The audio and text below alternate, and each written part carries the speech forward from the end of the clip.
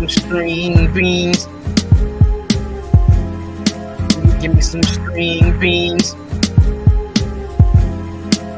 Want some string beans.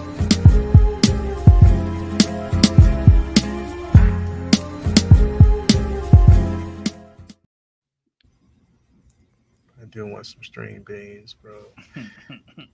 Do me a bit. What's going on, y'all? Welcome to another episode. They gonna think that's actually edited in the intro, man. It's yeah, like, I know they did. them. I know, bro. Everybody, thank you for being here. It's another episode of, hey, you know what it is. Monday. It's this comic book talk with friends. I'm your host, Leo Rockwell. For the ones that scale me YouTube channel, do me a favor. Hit that like button, subscribe to the channel, hit that bell notification so you're always up to date. That's what we got going on over here. If you don't hit it, you're going to get one of these. See thumbs downs with the thunderstorm, man, because y'all cats be playing around, man. I need them likes. So you'll definitely get them likes, man. Get them likes up. So definitely thank y'all. Well, anyway, man, it's going to be a good show today. We got a lot of things to talk about, but of course I can't do it without this incredible panel full of individuals, man. What's going on with y'all, man? How y'all doing, brothers? What up? What's happening? Yeah, man. We got Jerry Curl Jason in the building. What's going on with you, brother? Cooling, man. You cooling, man? You smooth? You too smooth? You got the too smooth glasses on, bro? You got the watch on, bro? Oh no, it's in the shelf. I got. Oh, you just got the bracelet on real quick. You make sure you show that. See, that's what I'm saying. You got the watch. You know what I mean? Straight up, bro. Looking like Case. Nah. You do like Case, bro? Nah. That boy head shit like a waffle, bro. Like, nah, bro. Man, that's the black. That's a Tony bad Starks, one. baby. That's it. Tease me, nah, bro. Anyway, man, shit like a waffle, fam. What's going on, bro? You good? You good, buddy? Busy as hell this week. I'm exhausted, dog. With this being on the news and Good Morning America stuff, and we just did a recording for freaking Kelly Clarkson, so we're waiting to hear back from that. Yeah, bro, okay. It's been a nutty week, bro. Unbelievable. So wait a minute. Well, we'll get. I'll talk to you about that in a little bit, because I just need to know how long the dog was out there. But we'll talk about that in just a few moments. 6 years, dog. Outside for 6 years. In the water. So it was.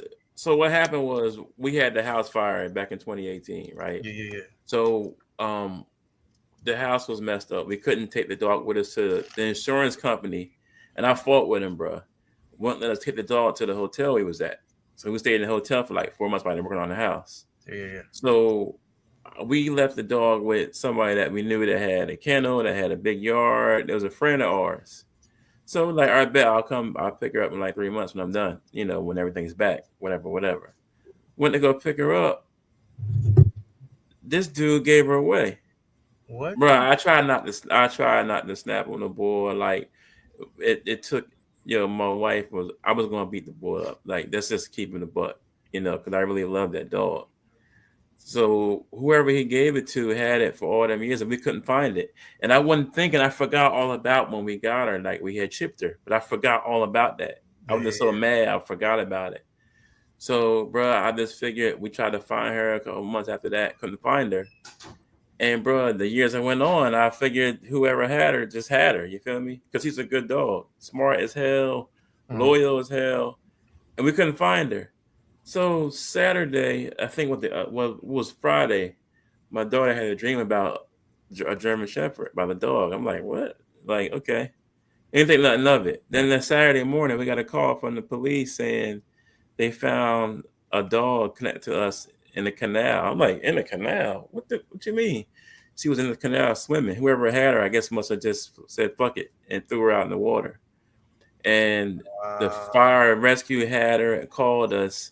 Bruh, and it was my dog. Like, what the fuck? I'm like, yo, God, this can't be real. It can't be her. So we drove down there, and lo and behold, the dog ran up to me. Like, I was like, I couldn't believe it, bro. It was like, it was crazy. Bro, when you seen that dog, were you like, my bad, bro? Yeah. hey, hold on.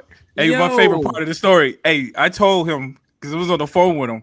Oh, I told him make sure you get video footage of you guys the first time you guys see the dog.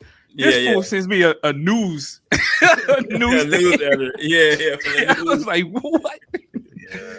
Bro, it was crazy, bro. It was unbelievable. I could bro. not believe it, dog. Like she spoiled. She went from rags to riches. That dog is spoiled rotten in her bed. She got the whole downstairs to herself. She in her bed, knocked out on a blanket. She eat 3 times a day. I took her with me. We went running today, and she ran about 4 miles with me. I couldn't believe it, bro. Like the dog is like, I ain't going nowhere else. Don't ever let me go. I don't care if I have to for dinner.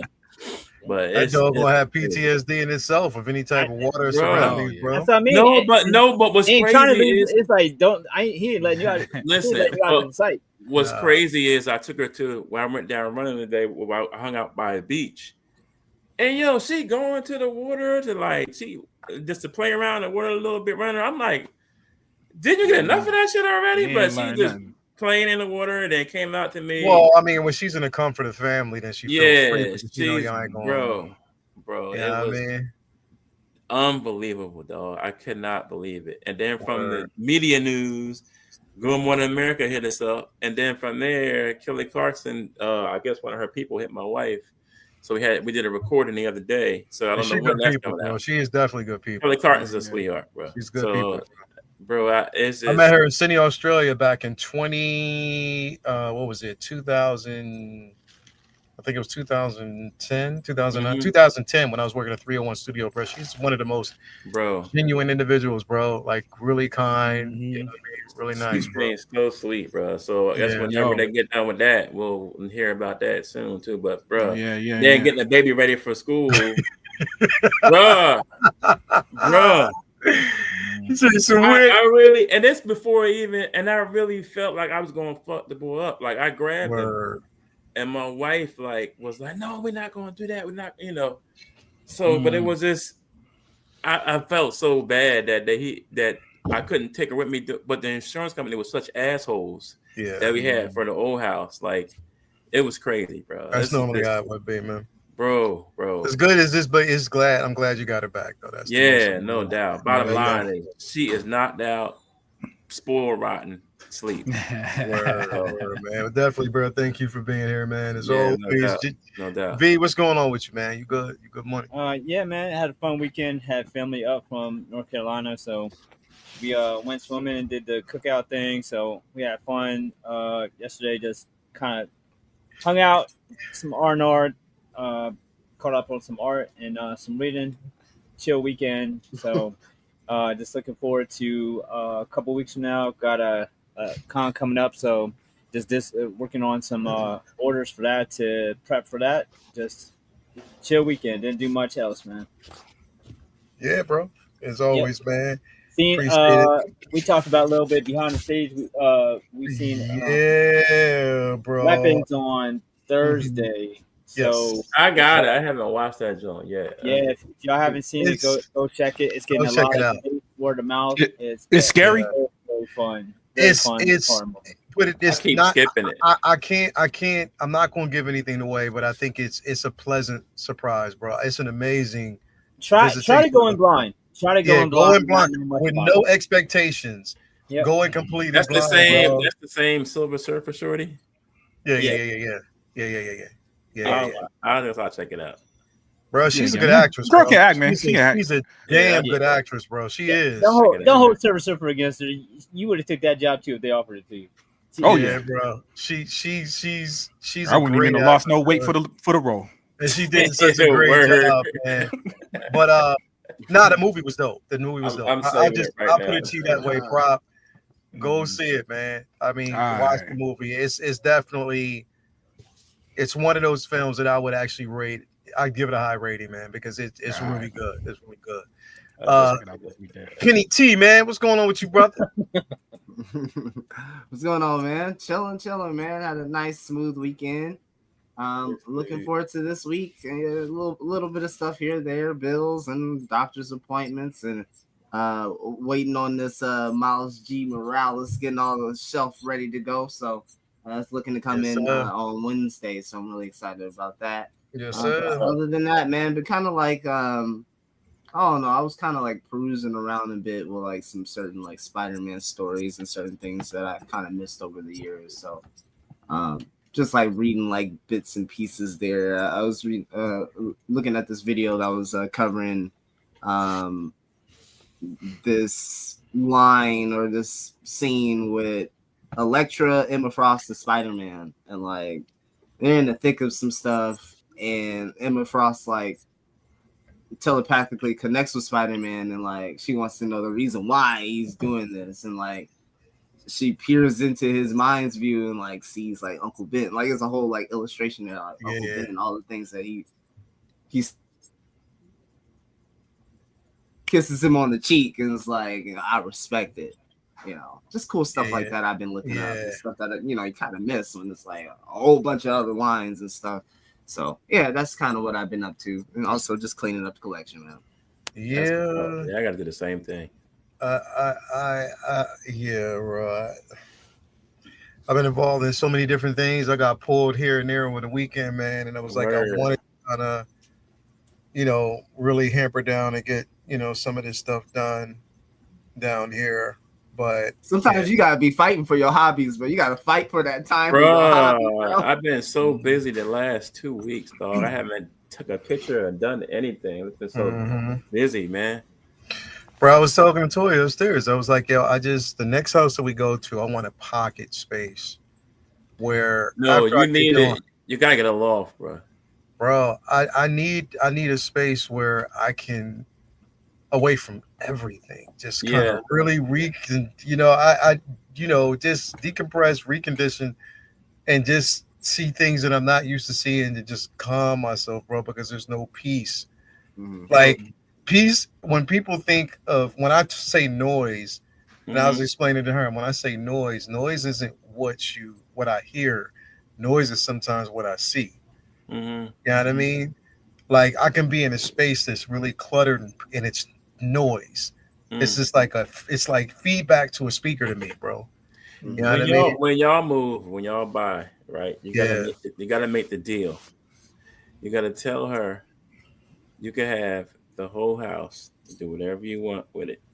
Just give me one room. Just give me one room for me. Don't touch it. Don't do nothing. You don't got to clean it. Give me one room and turn that into your space. That's what I did. Every house I bought, bro. I need a room with windows. That's what I did, bro.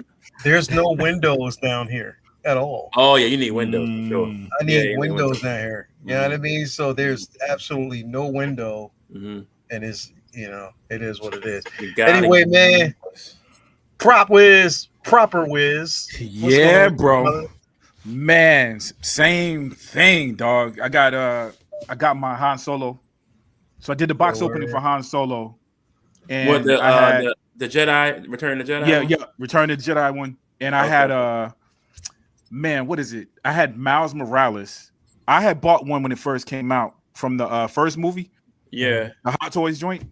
Yeah. Carolina bought me one. She watched my video, and the video was like, yo, I wish I had two, because it had so many accessories. I was like, yo, I wish I had two. She ended up buying me one, and I didn't open it until today. You know what I mean? It'd been sitting on the floor, man, probably about 2 years, over 2 years. So I went ahead and did a box opening because, dude, I went back and looked at my videos, man. Things have changed even this year. You know, the background changed, the multicam, how it's edited. You know what I'm saying? So I was like, let me revisit this figure. You know what I'm saying? So I did a box opening on the Han Solo and that one, editing that one now.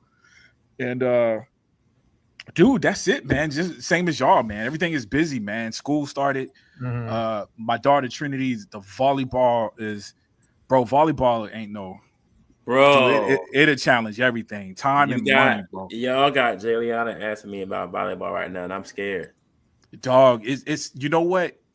For me, and I tell anybody, man, I they get up there in age, you got to stick with one thing because it does get expensive. But I put my kids in everything until it made sense. Like Braden was sport. You know, I play football.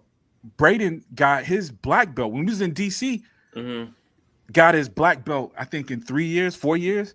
And at 9 years old, he was instructing classes. His master would be like, hey, they had an underprivileged kids in DC, and he would be like, "Yo, is Brady your son gonna be there? Bro, Take over it's the class, funny. man." You know what I It's mean? so funny how me and this dude met online, and some of the kid shit is so similar. Juliana was Oh, a bro. first degree purple, and she was doing the Wow. same thing. Once we get the purple, but bro, she was like Yeah. 8, 9 years old. Right. Teaching classes. It's Yeah, crazy. man. It's Word. crazy, And the leadership skills, bro. So Yeah, my daughter the same thing. So that volleyball it's expensive. Yeah, I am 100% keeping up with the Joneses. Oh, I'm living above my means with it, but I feel like if I can get that, if she get that scholarship, you got to do for your babies, man. yeah, Got of to do for your course, kids, man. of So course. we in there. I So That's how it be, man. Well, Yep, definitely, yep. bro. Thanks for coming through as always, man. Appreciate it. Appreciate you guys out there too. Everybody out there in the chat. Let me say what's up to what we got in the building with us, man. As always, we got my man Malika Mabane, WRNR, Real Negro Radio. Thank you for being here, brother. As always, we got Mark P in the building. Thank you for being here. Bruce Leroy's Glow is in here with us, as always. We got Pedro Lopez in the building. Thank you for being here, brother. Who else we got? My man, Little Titan in the building. Thank you for being here, brother. Hold up. What Pedro say? Back up. What was your name? Oh my goodness. Okay, never mind. Who else we got Doc and 8 in the building. What's that string being, Sammy? What's going on with you, brother? As always. Who else we got, man? Mark P. We got Ghetto Yoda. Who else we got in here? We got Mark Lee. What's up, fam? What's going on with you, bro? As always. We got my man Sterling Fine Arts in the building. Thank you for being here. Vic Poses in the building. Thank you for being here, brother. As always. Appreciate you. We got Road to the Jacket in here. Thank you for being here, as always. We got Amber. Where them cookies at, Joe? Where them cookies at, Amber? Come on, man. What's up with the cookies? I don't care. Where them cookies? Bro, I might have to pay for a bag of them things because y'all bro, they crack, bro. I'm telling you. Yo, listen. One time we was in there, right? We was watching a movie. I think it was Horathon. I think it was Matter of Fact Horathon, right? And you ask, like, you go in and you be like, yo, what are the cookies in there, right? I don't know if it's just like an unsung, like it's like it's between them two. It's unspoken words. It's just looks. So you get the cookies, like I'll be scared to get some because I don't know what they put in them damn cookies, bro. Because when you get them and you look at them, they always look at each other and they nod or they'll say something and look, and I'm like, yo, what's in them damn cookies, bro? See, I'm interested in what's in those cookies. That's what I'm saying, bro. They've been raving about them cookies for like 2-3 years, dog. Bro, literally, I left the house. Try some of them Jones. Christmas time. I left the house and drove down to this motherfucker's house for some cookies, bro. Yeah. You know what I mean? Like, just give me a bag. He came out the house. You know, he came out. Remember, what was the movie called? Menace to Society. When the bull came running out of his house, was when the bull, after he got his ass whooped and the crowd was waiting, and he was running out the house like that, bro. That's how Vinny was with the cookie bag, bro. It was like, damn. But yeah, them cookies is incredible. Like, it's incredible batch of cookies. I need them, man. I gotta try them, Joe. Charlie Unicorn in the building. Thank you for being here. Del A, as always. Who else we got in the building with us, man? As always. What's he say? Just made 4 dozen for our family thing this weekend. What? Yep. They was gone after the 2 hours. See? You know what I mean? Like, come on, man. Horathon coming around. I'm getting me some cookies. I might have to buy some of them things and just have them shipped out. You already know. That's crazy. Doctor's like, yo, them some weed cookies. Nah, bro. Them things, Doc is an ass, bro. Nah, man, definitely, man. But thank you for being here. We got Kate Carter in the building. What's going on, Europe? What's going on with you, bro? Thank you for being here as always, man. We definitely appreciate it. Now, before we actually dip in, you know we do, man. Each and every week, talk about the places where we get these collectibles, or where we get our art, we get all our stuff from. Got to pay homage to him. We're gonna start out with my guy. You already know, man. Vin Diesel in the building, bro.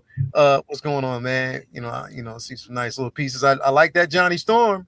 Storm you did today, bro. That was incredible. I saw that earlier. I'm gonna do the whole 4. I was just gonna do the 2 pieces that I had here of them facing Galactus, but I was like, fuck it. I'm gonna do headshots of all 4. So I have 3 more on the way. So I'm looking forward to getting them finished and have them done for the con coming up at the end of the month.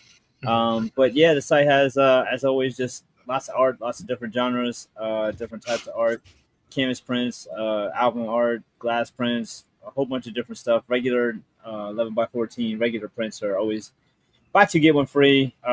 Search for whatever genre topic that you want. I usually got something that'll fit that need. If you want something that you don't see, commissions are open.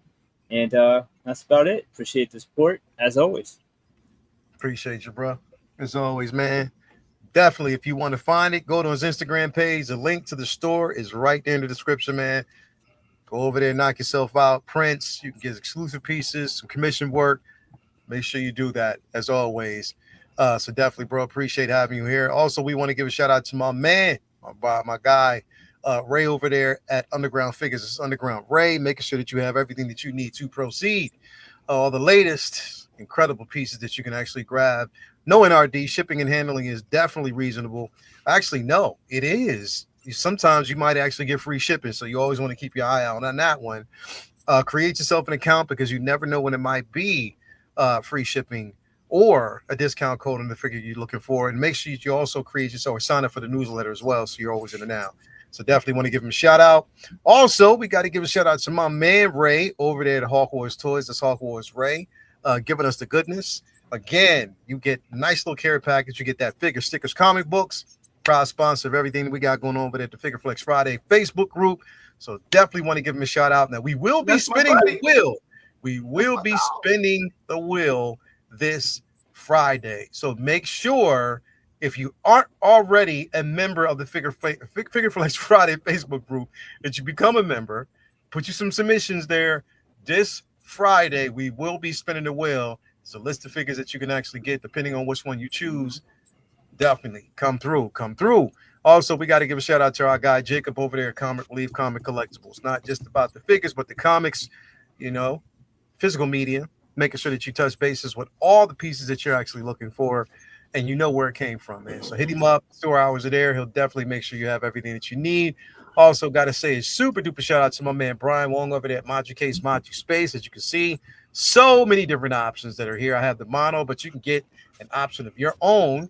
So definitely hit him up. Tell him I sent you over there. He got your back. He'll make sure that you are definitely well taken care of, as always. And last but definitely not least, got to give a shout out to Tina Cruz over there, El Diluvio on. And look at this. This is one of the pieces. Well, Bobby D used like his little, AI prowess. Yeah, he's been killing it with that. He kills it with that. But yes, definitely. If you were looking to take your figure from here to there with that routing technology, she'll definitely make sure that you have everything that she needs. Hit her up, Tina Cruz, El Diluvio on Instagram as well as Facebook, as always. So, yeah, man, I think we're going to start with this. We're going to start right off the bat. We got to talk about our guy, man. We didn't get a chance to talk about our guy, John Romita Jr. last week, but we will talk about him. I wanted to kind of talk about him last week because it kind of went into our discussion on, Brand New Day, Spider-Man, and not just Spider-Man, but just so many iterations of what he's actually done. He's done X-Men. He's done, Justice League, Daredevil, you know what I mean? Batman, Action Comics. Comics. Exactly, man. He's had his hands in everything. So definitely want to give him a shout out. Vinny, what you thinking, bro? What you talking about, man? Yeah, he's definitely one of the legends, man. Like son of John Romita Sr., who hopefully we'll be getting to soon because I don't think we've done him. Yes. And he's another, probably because of him growing up with the business being in his blood. His first contribution to comics was creating Prowler at 13 years old, which is insane. So Stan liked it, but not the costume, so he changed some stuff up, and then eventually they published that, and then he worked over Marvel UK, and then eventually he started working on Spider-Man. Spider-Man was one of his first gigs in like the 70s, and this man touched he worked Iron Man with David Michelin, Spidey, X-Men, Daredevil. He had a whole process for working with Frank Miller, and Frank Miller kind of pushed back on it until he actually worked with him, and he worked with him on Man Without Fear, and that story wound up being hundreds of pages longer than Frank Miller originally planned it because he loved John's artwork so much. So he impressed everybody at a young age. Worked on Thor, Superman too. Superman. Yep, J. Michael Straczynski with an infamous I was about to Spider-Man say. one that I think is something that a lot of people use as a recommended jumping on point. Every time he got with Straczynski, Yeah, it that was gold, a lot of bro. people's. Mhm. Yeah, that's a lot of people's jump on point for Spidey because it's such a famous run. Yeah. And, and of course, I worked with Paul Jenkins for creating working on Sentry. With Neil Gaiman for like a modern version of Eternals, which was an amazing homage to Kirby's group there. Um, you know, then bounced over, did a bunch of DC stuff, Superman, and so forth, and then a lot of amazing indie work too with Kick Ass. Like he co-created Right. Kick Ass characters with Mark Miller. And this man created so many characters that people don't know. Like he created or co-created. Like I had to write it down because there was so many. Forge, Typhoid Mary, Rachel Summers, Yeah. Shirley, Typhoid Mary. Monica Rambeau, Mm-hmm. Nimrod, Madam Web, the good one, Mm-hmm. Kick-Ass, Hydra Man, Hobgoblin, Dazzler, Anti-Venom, again Prowler. This man has been around the block and then some, a legend in the business. His style over the past, I'd say probably like 15 or so years, has been slightly controversial because it's been more eccentric and abstract than his earlier days' work. But I've adapted, I've grown up with it, and I love his style. Like after Steve Dillon, nobody draws a cooler Punisher than John Romita Jr. I love wide nose that looks like it's been broken 40 times. I love the blocky constructs, the way he draws. I feel like it's so unique. Nobody draws like John Romita Jr. This is like one of my favorite covers of all time, bro. Yeah, Uncanny X-Men. Yeah, bro. He has such a distinct, blocky, amazing style. Like that Spider-Man on a roof with the rain falling on him is iconic. Iconic. The Flash images is iconic. Like he has so many images that are burned into my brain of like as a definitive, version of that character from like the Punisher Warzone covers to many different Spider-Man covers. That one. To many different Spider-Man covers. Like he's one of the goats, man. He's just an absolute legend. And I've always He did loved a part 2, but it didn't hit like this one. Yeah, man. Like I've always loved his style. I've always loved even when it got more abstract. Like Frank Miller's style nowadays is super abstract, like too far. But like Romita just made his style just like a little bit more like cranked up to 11. As compared to where it was more fundamental type of aspect when he was younger. I love it. I always love the stuff, man. He's really goats, man. So I'm glad we finally got to him. Yeah, definitely.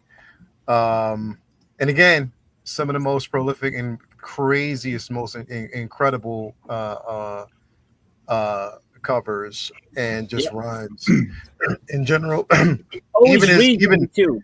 Yeah, like a John Romita Jr. book. I don't care who's writing it, whether they're super verbose or super simple script writers. It reads smooth. It's always comics. It's understated how some artists visually convey their writer's message through the paneling and sequencing better than some others. And his comics are always just smooth and fun to read. It never feels like it's it's bogged down. It always feels like the art is helping the story along, no matter how much dialogue there is. Bro, during Days of Future Past, he was one of our first entries with Rachel Summers, bro. Yep. Yeah. You know what I mean? Like, see, that's right. He's Romita, especially John Romita in the 80s, bro. Yeah. Like in the mid 80s, like the everything, bro. He was my entire catalog. He was my entire X-Men catalog. In He was general, one of the bro. reasons why I came back. Like I said, Yeah, bro. when we And he would works go, fast, bro. He be on multiple books in a month. Mhm. But Yeah, some he people do does, a book bro. every 2 months.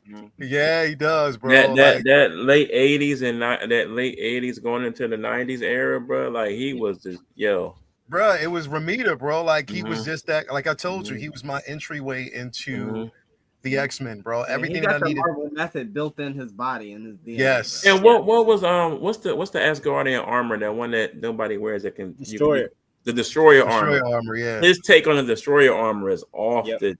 Oh Yep. my god, dog! I didn't even know about that junk until, man, bro. His take on the Destroyer armor had me, Yeah. Thor can't handle that shit. Like it Yep. was a Yeah. dope design, dope design. So Yeah, Romita yeah. is Yeah. definitely that guy, bro. Mhm. Proper whiz, man. You know, you say the shit, bro. Yo, man, you guys done said it all. Romita is the one of the illest, man. For me, it was Spider-Man, Mhm. Daredevil. Like when I see Daredevil, that's where my mind goes. Like his Yeah, artwork Rabida. on Daredevil Yeah. specifically was just Mhm. and he's one of those artists. I feel like we've talked about a couple of artists that mastered that simplicity thing. And but I think Vinny Sure. described it even more. It was like a block. He's like it's just hard to put your finger on it, but he's one of those artists. There's no mistaking his style. Like when you see it, Oh no, it's no, you know not at all. exactly who it is. But Spider-Man was it, man. And it's weird, dog. I don't do it as much now. Like now, I just appreciate art. But back in those days, I remember McFarlane used to do spider webs the best to me. I used to love his spider webs. Oh Or yeah, McFarlane was OG. Jim Lee. I love Jim Lee's Yeah. women at that time.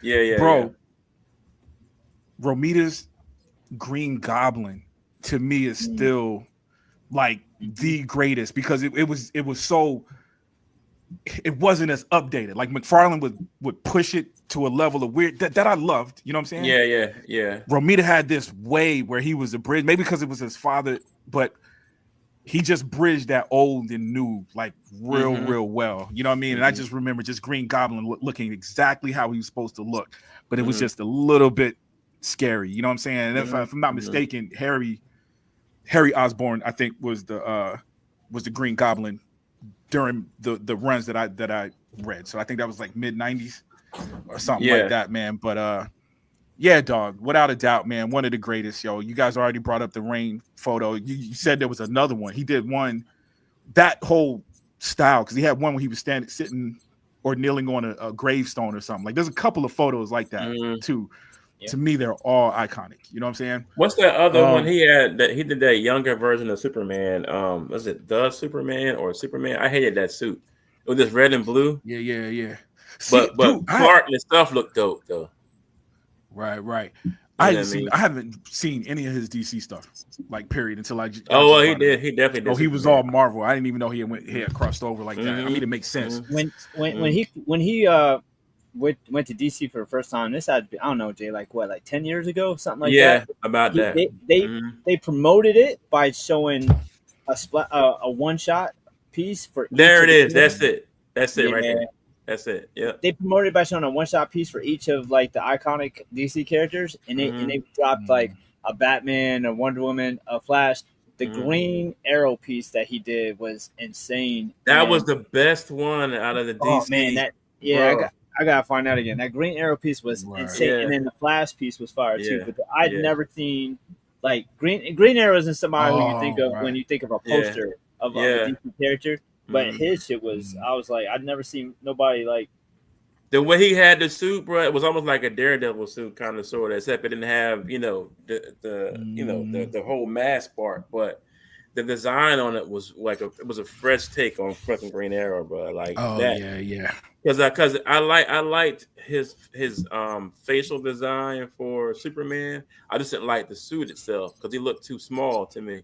But like later on, when he went and like start doing New 52 style Superman, like he redeemed himself to me. But his Green Arrow when he first hit, oh my god, dog. Yeah, I'll send it to you. Yeah, I gotta go through the 52. I only read the Batman I haven't read any Oh, I got all of them, bro. New I got 52. from Yeah, I only read Zero the all the Batman. way till it ended. Yeah. I got all them joints, man. Bro, yep. And Kick-Ass, of course. Vinny already mentioned it, man. But Kick-Ass is Yes, dog. It was just phenomenal, yo. Yeah. Super dope. I didn't know he did Typhoid Mary, bro. Mm-hmm. Damn, Mhm. that's one I didn't know he did that. He did her. That was on the low. I thought McFarlane did Typhoid Mary. Nah. That was all Damn, Ramita, bro. I mean, that that's was crazy. again, like I said, that was just right around that time, bro. That's crazy, bro. I didn't know that. Yeah, we had a lot coming on around that time, man. I didn't. That's good. There it is. There's it though. Oh my god. Yeah. Isn't that crazy? Oh, this is a green Daredevil with a bow and arrow. Yeah. Like that's dope, man. Right. Mm-hmm. That's dope. That's Yeah, dope. Ramita is just that guy, bro. Like, Yeah. when the thing is like every time I think about Ramita, bro, I think about the '80s, bro. You know what I think about? Here's the crazy part, bro. this the correlation. I remember staying. What was it? I just got my tonsils out, and I was home reading my comics, and again, that was around the time. Again, my favorite cover. This, and I say that, bro, because it is one of my all-time favorite covers. Reading this particular book, and that's when Crazy Madonna's song "Crazy for You" was on the radio, bro. Oh man, old school. Straight up, Man, it was around this time, bro. Like yeah, that's real old school. Yeah. we talking about like 84, 85, bro. Yeah. That's know what I mean? definitely 80s. Madonna and Yeah. X-Men. Yeah, bro. Yeah. Because if Madonna and X-Men, bro, and if you look at even Rogue's garb, but like the boots, the whole garb, it was like patterned around. It was just the whole era, bro. Yep. So again, man. Oh, bro. Yo, Ben Riley suit too. My bad. I'm all late. We add that to the list, man. His Ben when he had the new Spider-Man suit. Yeah. When he had the joints with the web shooters. Yeah, Yo, man. He was the illest, yo. It was that was what some about artists would draw about that. the hoodie joint or the one after that? Nah, the one after that, when it was like a mix of the Spider-Man. Yeah. Look, some people would draw it. Some people would draw it and wouldn't look right. It would look corny to me, man. But his dude, was always dope to me. Yep. There it is. Yeah, that's it. Yeah. Like I thought this was gonna be the new Spider-Man. Like it was like, yo, this is it. This can. Yeah. That's Yo, can you bring up the Punisher I sent you? This is one of my favorite Punisher covers ever. Look at this shit, y'all. Hold on. Let me go and get that it suit real is quick. fire, bro. I don't know why that suit got so much hate, man. Did it get hate? What? I ain't have no social media back then, bro. This We was bring just Peter collecting. back to the regular. Put him in the regular. It wasn't even Peter. It was Ben. Hold on, I'm bringing it up. Hold on, let's see here. Right. Hey, then what? Mayday had it, right? She was wearing it for. Yeah, Mayday was wearing it. But when Spider-Girl you talk about Spider Girl line, and then when she was in Why Old isn't Man it Logan. not letting me bring this up? Like it's just too. Like, it's like almost acting like it's too big. Let me do something. Hold on. Yeah, that suit got a lot of hate, bro. I love that suit, man. I would love to have that. Everybody liked the original Scarlet Spider. I do. In my research going back, I do remember hearing that there was some controversy. Hold on. Man, there was a lot for that suit. I can find a a different one. Hold up, I think I can find it because it came up, but it was just like real. Hold on, here we go. I got it. I just had to find a bigger one because when it opened up, it was opening up real small.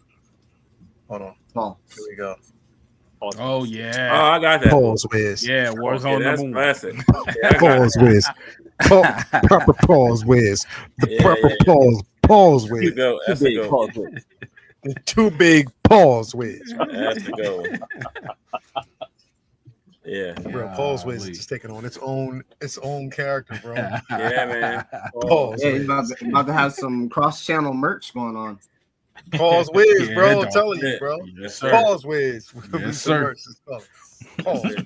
But nah, this definitely is, without a doubt. Yeah, man. Come on, man. And not to be confused, because, bro, honestly, when I say this, people gonna think I'm playing, but it's the truth. People used to always get, and you can never get it confused. They always cross Romita and try to say that it was Liefeld, bro. And I was like, no, Are No, you? who said that? Hell Where- no, that doesn't where- nothing like where- Rob Liefield's work. Where are you getting this from, bro? Nah, bro. Nah. Where? What? You know what I mean? No. You can see no, all. You can see no, all 5 fingers. no. and Yeah, everything. bro, Don't you ever do that. Yeah, nah. you know John what? Romita- I can see. Yeah, I'm gonna Romita tell you draws the why. whole amount body. of patches. I'm gonna tell you why John they Romita said draws with- the whole body. they were Maybe saying that because of the because lines. it's No. stylized. It's just it's got to because you got to think it was like you had them rock stars had very specific. I can kind of see. I definitely know the differences, but I can. You know the See what they're difference, saying. but I You think probably Yeah. see I know more it is. Liefeld because Liefeld ripped everybody Maybe off. because Yeah. Liefeld also went for those real action packed images too. So that Right, can I maybe think that's be it too. the Yup, yup. distinction. But But come on, bro. what?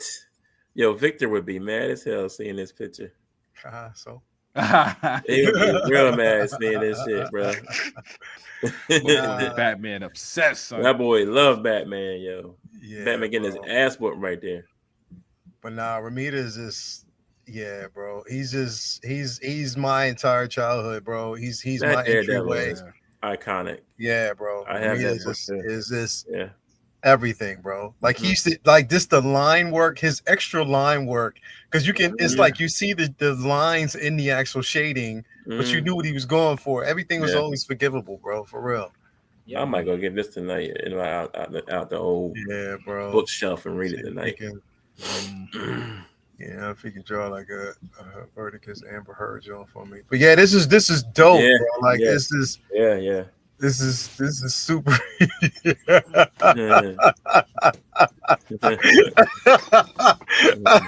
I ain't letting that Put go. that one Hell in. no. That's Yeah. Yeah. Yo, look.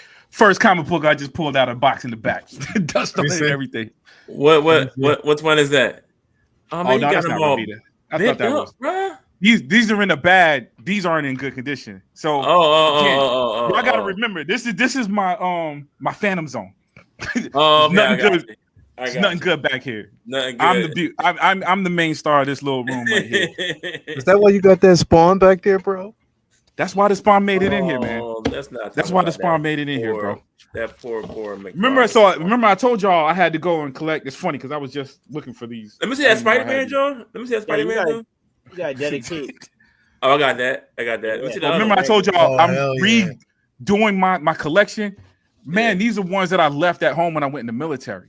So Yeah, I got that. man, I came back, yo. There was stuff that was out of the plastics, that was out in the elements. Man, a whole box. I think they said termites that got to it. They had threw away a Oh, whole shit. box. You know what was crazy, bro? Like when I was overseas, I had my my mom just sent my junk to me in Iraq, bro. Like a box. I mean, it worked. No, I sent like 4. I was still collecting heavy, but I had like 6 boxes of comics, and so like, Mom, like, can you just send them to me, please? I'll read it when I'm out on duty, bruh. Comics in Iraq, bruh. Nothing like it, bruh. Man, I'd be so scared to get fucked up over there. Nah, bruh. Nah, my wall locker. I kept that thing tight with my comic books, bruh. So I was, nothing got in there, man. They still Anyway, here man, today. Definitely got to give a shout out to Romita and Yeah, what man. he's done, Dope. man. We gotta talk about his dad next, and shit. Yeah, we'll do that. Pop.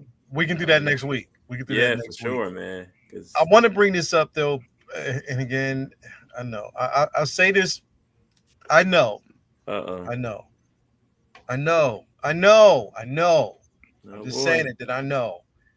But the announcement so far has been, and this is all, it's somewhat speculation, but it is not speculation. Is that we're getting Share Watch Part 2 Trash. by the end of this month. To introduce the other characters, as you know, Kevin Feige had already said the first Share Watch was only just a few, it wasn't the entire cast, and they're getting prepared for the second Share Watch. And I believe that they were doing this considering the simple fact that they just finally finished the third act. It was like a couple weeks ago where they finished the third act going into this. Listen, I was the fool, and I was one of those fools, man, that when the Chair Watch was going on, I had it on the background and I was watching it the entire time, just wondering who was next. and it was like damn near 10 to 15 minutes in between each one that was, and I'm like, yo, did you really have to do just to find out that after the chair watch was over, they did a minute and 20-second long version where they were just going through all the chairs. And like, you fuckers, bro, like, why'd you do it? But there's supposed to be another one. I hope they learned from the first time. But do y'all feel as though it's a need, a necessity to do this? Why can't they just not do it? Because what's the title of the show tonight? Yeah, I know. Is Marvel lost? Bruh, I think they do shit like this because they feel they have lost a step. They can feel it. So they have I'm trying, they trying to do keep people debate, excited. right? They do debate with the chairs to pull us in. Oh, I can't wait to see, you know, Mhm. to pull us back. I'm a I hold. Which fully is expect that. I'm a hold what I really want to say until we get to that part when we get Mm, to Marvel and all that, because mm, I think that I'm of a space where I don't think people are really giving. I don't think people are really in a space of reality, bro. Especially coming out of the pandemic, people aren't. The reality hasn't hit yet, and people are quick to jump to conclusions, but really it hasn't hit yet because it's not just happening with Marvel. It's happening with Hollywood in general right now. Oh But we'll yeah, get to yeah, that yeah, point. Mhm. We'll yeah, get yeah, to that point. We'll talk to that. But yeah. I agree. this right here, man, like I don't think that they need to do it. I'm definitely not sitting through another one, bro. I'm not. No. But I just don't think that it's a need. Just, you don't need to tell us who's in it. Just show us who's in it once it comes out, and then we'll know. You know what I mean? Once the press junket starts, we'll know at that particular point. You know what I mean? I guess they're doing it this way because they did do the cast for like Infinity War and Endgame. We did start see, but come on, man. Like, you just, I don't know. Roberticus, what's your thoughts on this, man? Do you think it's a necessity that they do it, and you think that they waited? Here's my thoughts, bro. This is my theory, and you can tell me what you think about it.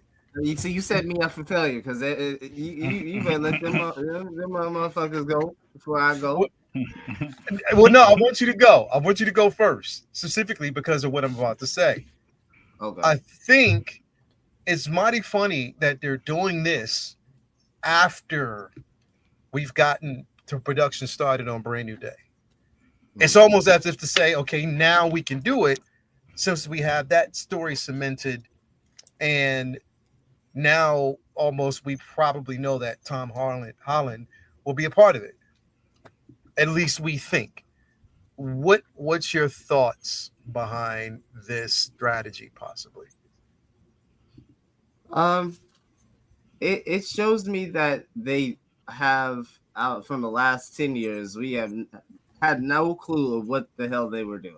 I don't think they even knew Mm, what the hell they were mm, doing the last I 10 agree. years. I agree. And I think right now, I think they know they have an end point, an end goal as to where they want to get to. Like Kevin Feige said, it is that reset point. That's what I think all of this is in service to, is to get to that. Um, with that being said, I think this is just with Spider-Man going into production, and then them doing this right now. It just shows me, okay, they're on a tight schedule and they are trying to do their best to make that schedule. That's in the basis of that. That's what I took. Um, like you, I watched it, and I'm a big Marvel fan, so I was around doing stuff. I was my off day, so I was just Mhm. cleaning up, doing stuff in my collection and enjoying that. I Mhm. enjoyed when the little Ant-Man chair came out. That was really cool. Although Yeah, the that shit was time, funny as fuck. Mm, yeah, although there was like a lot of time in between each chair, but if you're in the chat, that time go by quick. I'm Yeah. reading chat going crazy. People are in there like, what's next? What's that? Oh, are they gonna do like? People are really excited that day, and to me, that is the essence of what they're trying to recapture. Um, we're only going to be able to recapture the magic if we some of us let go of Endgame and Infinity War. Not saying everybody, but some of us got to let that go so that there's space in your mind to be able to take this on. I'm just saying. Yeah, even then, y'all hated on Endgame. I still there's critiques for all of that, but even then, there were still things that people said about Endgame. Yeah, I still think I don't. For the record, Infinity War is a better film than Endgame. I don't think. Oh yeah. Definitely, but I like both of them. Both of them good though. I like both of them. I love Endgame, but I don't think that. Well, some people are holding on to it, but I think some hold them to a standard because Endgame was so good. It's not like holding on to it. It's just that but it should be a standard to be above that. but here's the thing, bro. Like I think that's it. It should be a standard to be above it, but remember, you're talking about, is that a fair standard in this moment? It's a group effort. In the moment, you're talking about a group effort full of characters and actors that came together for such a climactic film, 2 back to back, and we can't measure every film to that standpoint because that was a group effort. So you can't measure every standalone or everybody else's IP to that, because that's not the expectation. Now we can measure like Doomsday, Secret Wars, and see if that's that's what I'm saying. Doomsday should be at least a standard above. Endgame, because it's an ensemble cast, not just one. But here's the thing, right there with where you think that though, and this is completely fine. People are still measuring these other films to those. You're measuring like, and I'm like, you can't. Are you? But you know what? You can't measure films like Ant-Man to Endgame because it's not an ensemble cast. But I'm glad y'all bringing up that point though. When we got those movies, we had a Captain Marvel movie when we knew we had this Avenger movie coming. When Ant-Man came out, we knew we had this big event. We knew it was building towards something. At some point, I know for me personally, and I'm not even not quite hating Marvel yet. Like I like Falcon and the Winter Soldier. I like most of the stuff that most people hate. You know what I'm saying? Except for She-Hulk. I love it all, bro. Right. But with that being said, I do. We're not getting to that Infinity War like we did last time. We're not getting to an Avenger film like we were when Thor came out. You know what I'm saying? So you would have these movies that weren't that great. They were good enough. Like I thought Captain Marvel was entertaining enough for that moment because I knew we got the dopeness coming. Now it just feels like, okay, we get this. This is okay. We're getting this. This ain't at the level. When we get in that Doomsday, you know what I'm saying? It's years later and they're promising Doomsday, but because you got all these movies, man, they've lost a little bit because you got to remember too, it's not just holding the movies to those standards. We had TV shows. Bro, I was watching Spider-Man, the second Spider-Man movie, and I found myself getting disappointed that freaking Nick Fury wasn't really there.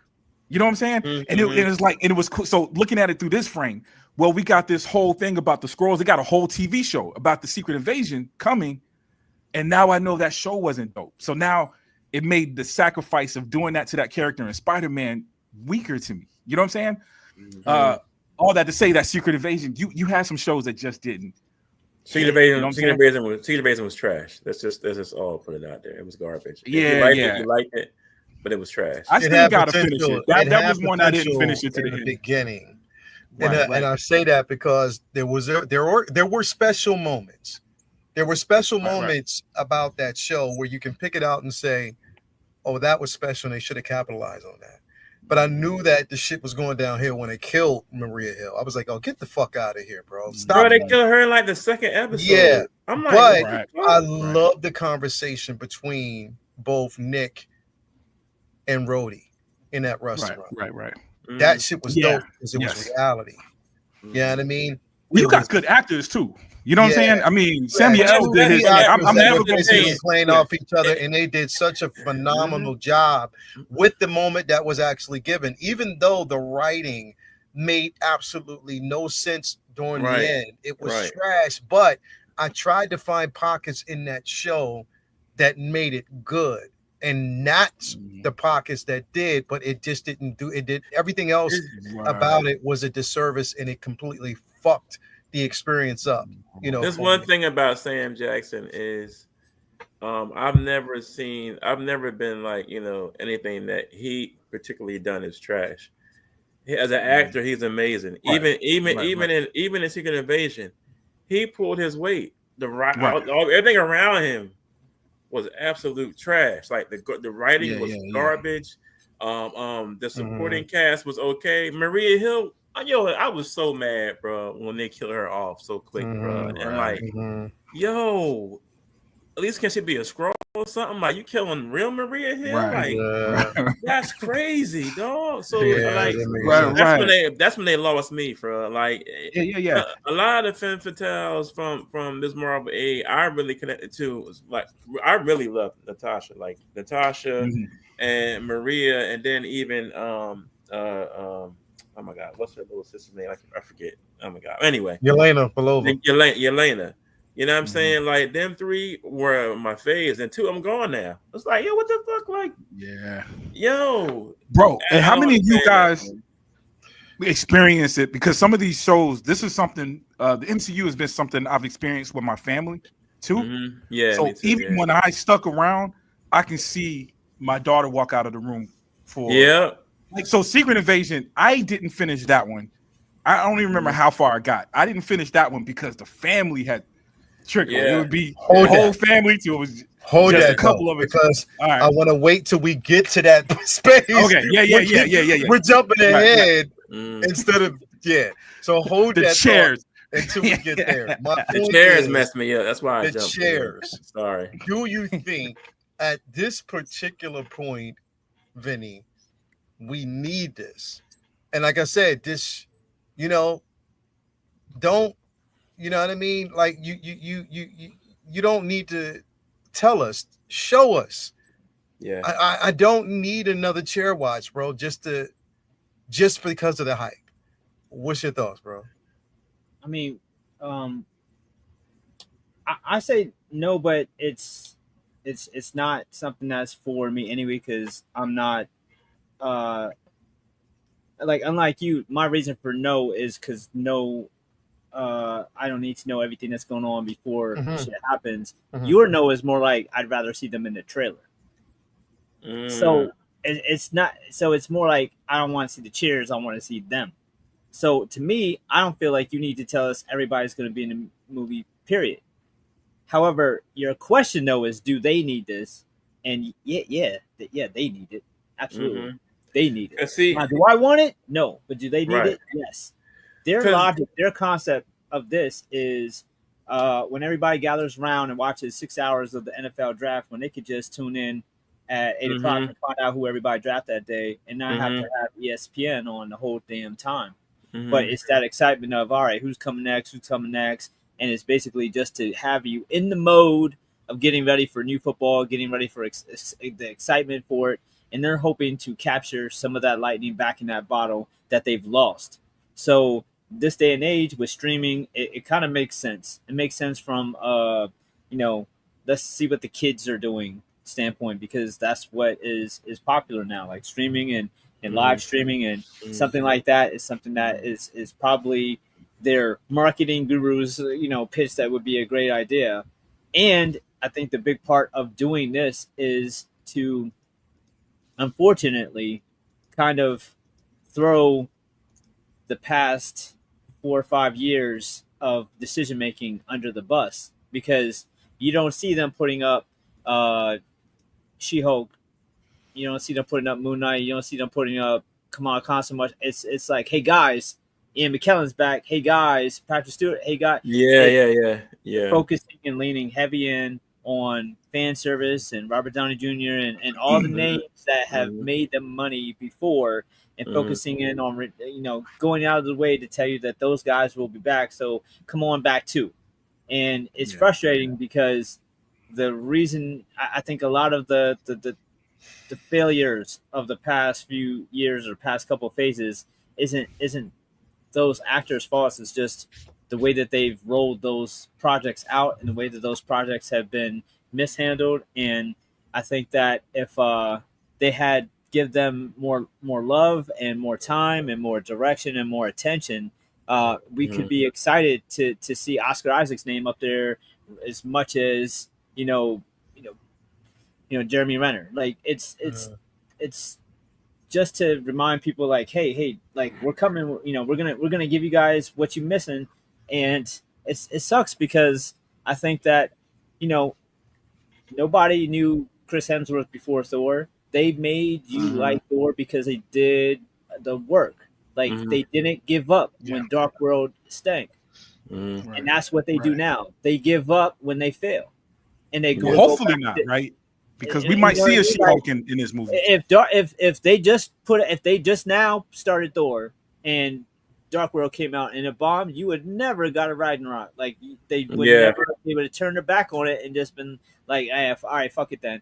That's what they do now. They give up. They don't put their, if they fuck up, they throw everything about it under the bus. Yeah. They blame the fans. They blame the directors. They blame the people involved. They blame the writers. They blame everybody. Like Feige has been on a "it's not my fault" tour for 2 years. Yeah, it's frustrating as shit, yo. He hasn't taken responsibility or accountability for nothing. Nothing at all. He's blamed everybody but himself. He's blamed. It's been really frustrating to watch. And now it's on. And now they're on a. Now they're on a like, hey guys, do you still like me tour? Like, they got to do all the fan servicey shit. And the frustrating part is you have a lot of good stuff that's come out amidst the misses that they could be focusing on, and instead we got to see them say goodbye to the same X-Men for 20th time instead of rolling out the new fucking X-Men. I know we got to wait to after Secret War, but I don't need to say goodbye to Patrick Stewart for 7. I don't need to watch Professor X die for the 6th time. Yeah, you get it, man. Like I don't want to see Wolverine again until I see the new Wolverine. I don't want to see Professor X till I see new Professor X. Like I want to see the new blood. They bought Fox in 2019, and we still waiting. Like we finally got Fantastic Four. That's a positive thing. They need to lean into that. They need to lean into new X-Men. They need to stop living in the past so much. I don't need to see Robert Downey Jr. and Chris Evans, all these old guys, as the only solution, the only answer. It's like there's eventually these people are going to move on. Your problem at Marvel is that they don't care about the IPs. They care about the actors. That's all they care about. And we've seen that cause so much problems for them, from T'Challa to Iron Man to Captain America to all across the board. You got Feige out there throwing Anthony Mackie under the bus because he ain't Chris Evans. Like, why the fuck would you say bro, that? I can't believe he said that, bro. It's horrible. Even if it's true, why would you say that? Yo, that really pissed me off when he said that. That's like, I mean, it's like you can't do anything about it. So why would you talk about it? Why would you say something about it? It's not a problem that you could solve. You're pointing out the obvious, and instead of by saying it, it's confirming anybody who's shitting on that movie. Like, haha, I told you.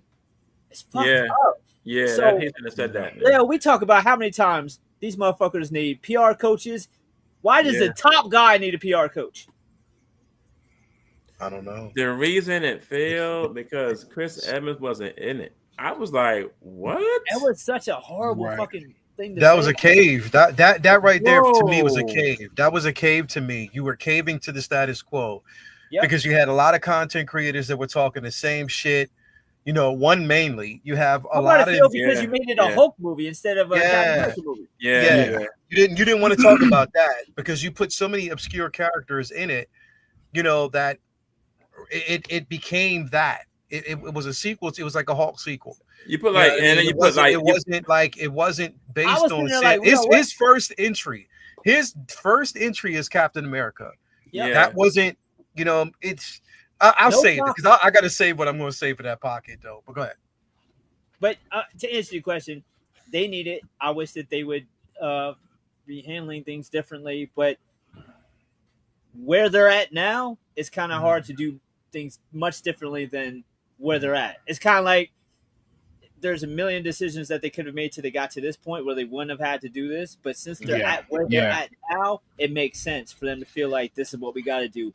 Like, just be like, I'm gonna have a rough 26 because I'm gonna see the whole fucking movie. Like, they're gonna show us. You thought they showed us a lot of Deadpool versus Wolverine. We're going to see what these motherfuckers are having for lunch every day. Well, like, but has Anthony Mackie said anything about the comment yet? Nothing. Nah, he ain't gonna say that. He's smart. He knows better. He gonna say that. He's not going to say anything until probably after his run. Listen, man, that movie was good, bro. The only thing that I did not like was the design for oh god, leader giving him A's for the leader. Right. Yeah. The only thing I didn't like was that. Other than that, I enjoyed the movie, bro. Like, well, they had reshot it and pieced it together, dude. I mean, they knew what knew what it was when they dropped it. Yeah, because that wasn't his first look. That definitely wasn't the leader's first look.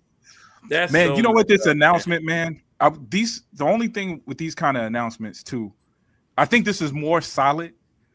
But besides the writing or them rushing projects and them doing too much.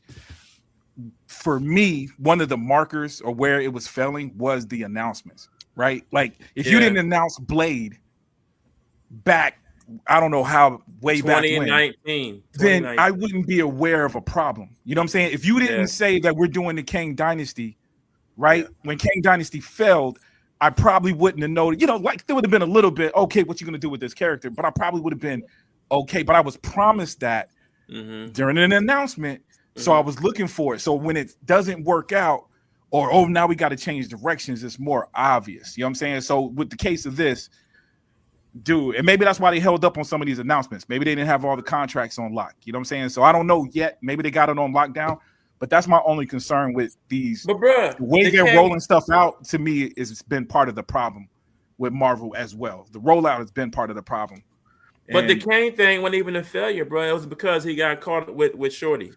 No, but they were already talking. I felt like that was in my opinion, that was a scapegoat because they was already acting funny because of the Ant-Man thing. They were already acting funny before that. You know what I mean? So I got you. Okay, yeah. I don't know. You know what I'm saying? I don't know. Yeah.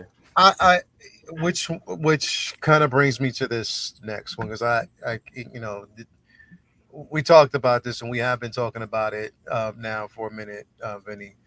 And Roberticus, you still there? You gone? Because I want to bring this up.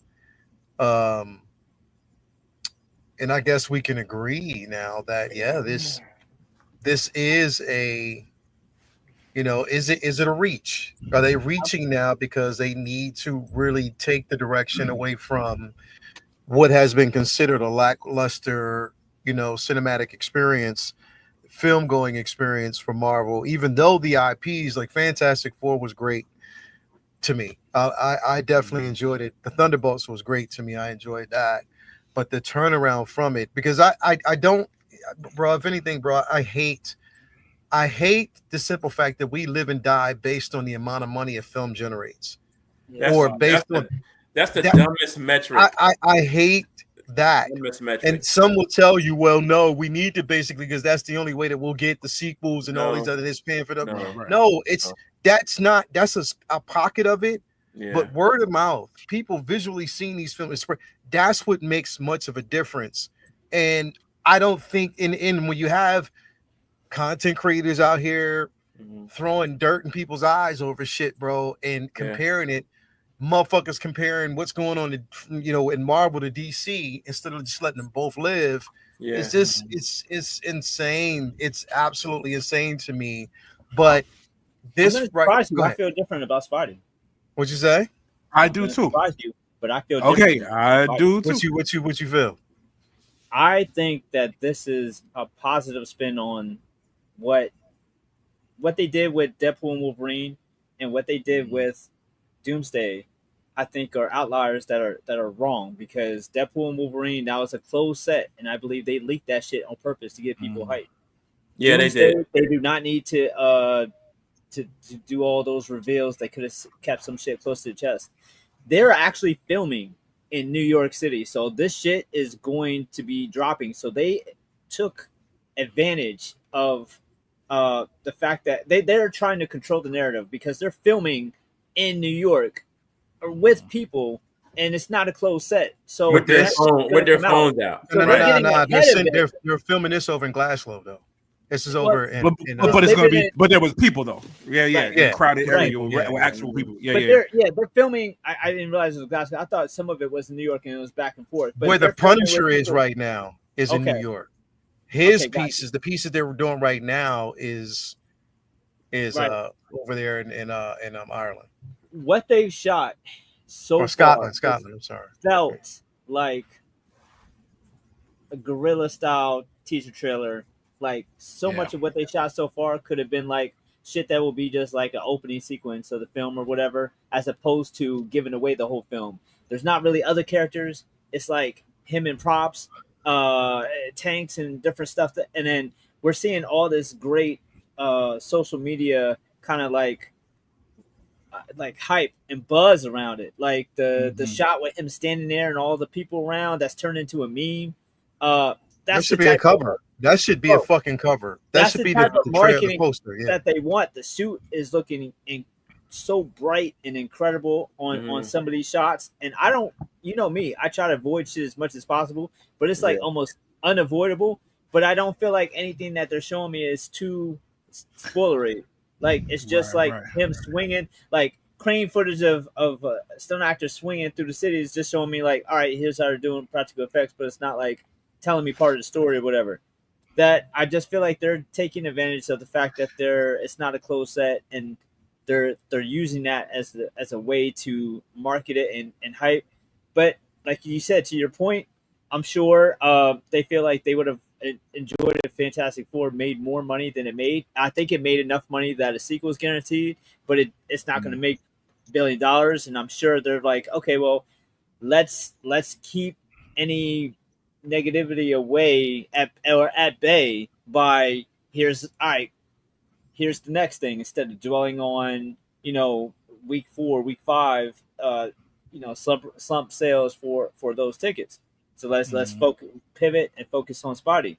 I think that is smart and it makes sense, and it looks like Tom is having the fucking time of his life on set. Like he looks like he's having so much fun. So I think that they got him holding up babies, kissing babies like a politician. Like he's out there doing the best to hype this up. It has me excited for the film, and I've really like low expectations for 4 because now we're getting into all right, now what territory.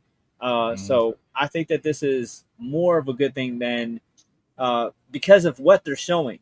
Like they're not showing you him fighting every villain. They're not showing you a million spoilers. This doesn't feel like the Deadpool Wolverine leaks to me, where they went out of the way to show you some shit that you never should have seen, just to be like, instead of telling you with a chair, they told you and pretended somebody leaked the footage, but it was probably them, just to see how hype you were or not about it.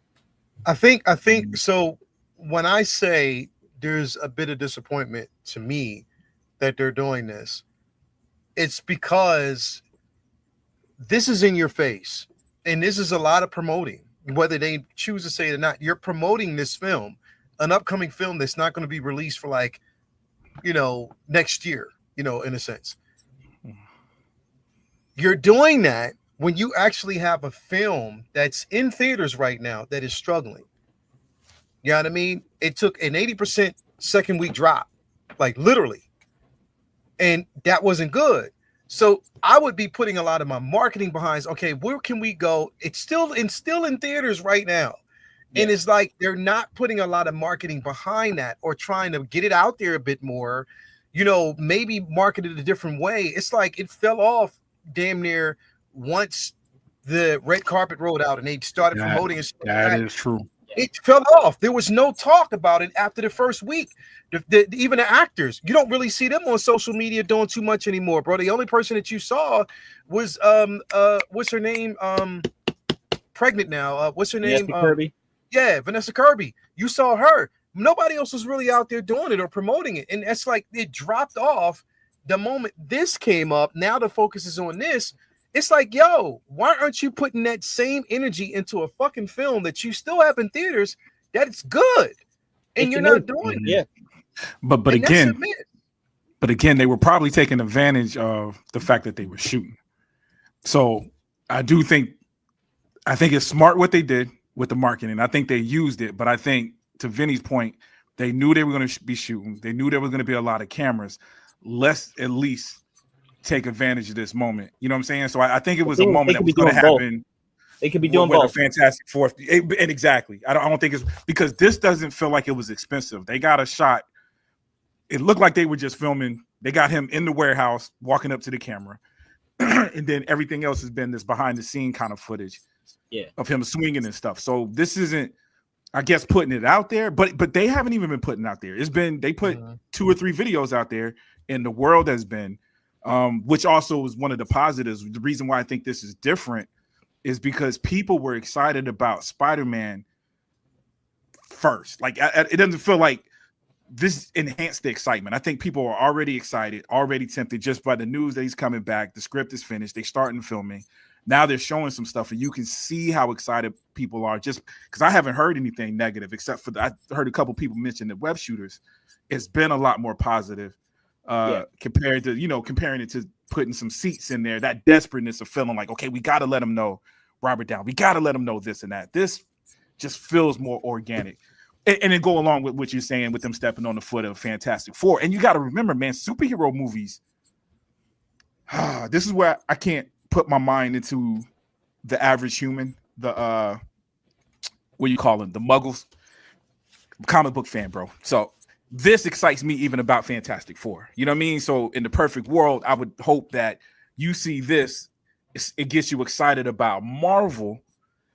If you look at the reviews for Fantastic Four is great, maybe you go see Fantastic Four. So there's a little bit of that.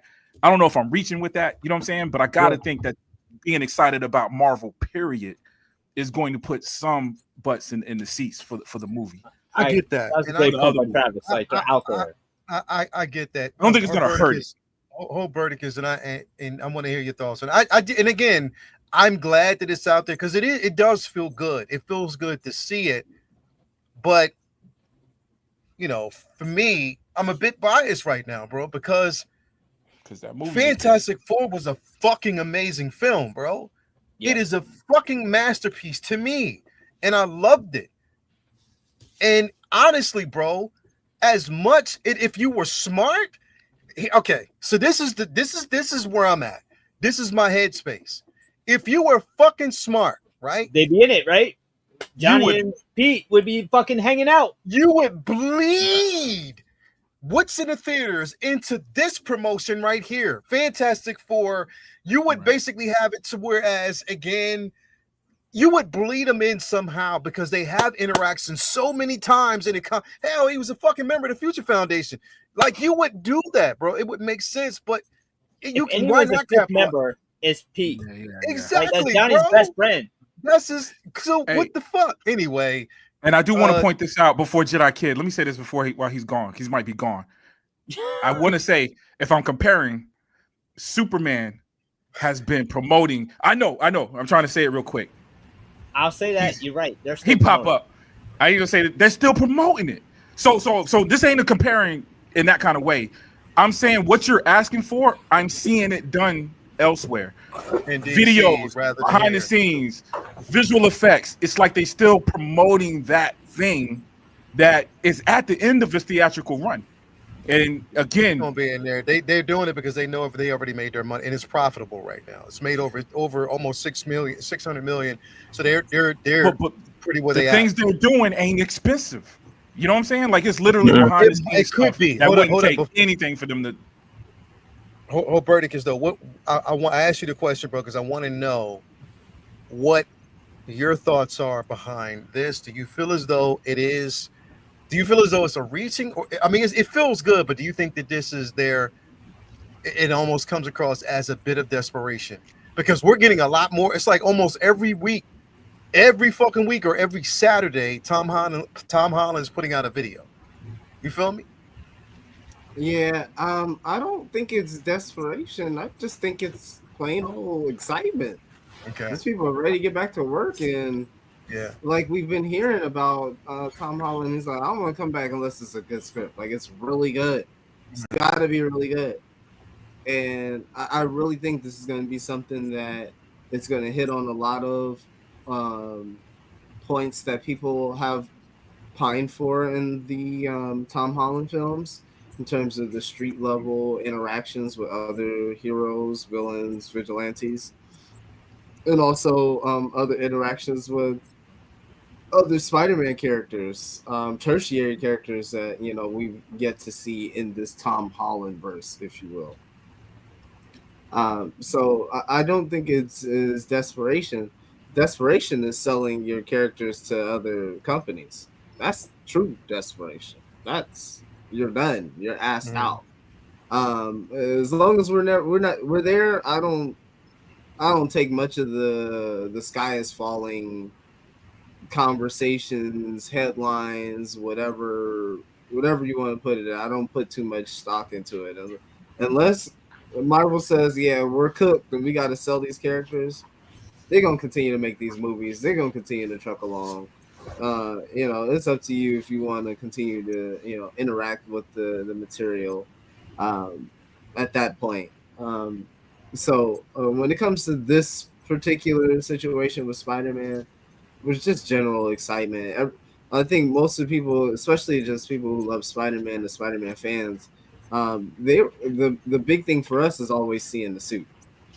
The suit is always like almost like the beginning of the excitement for the movie.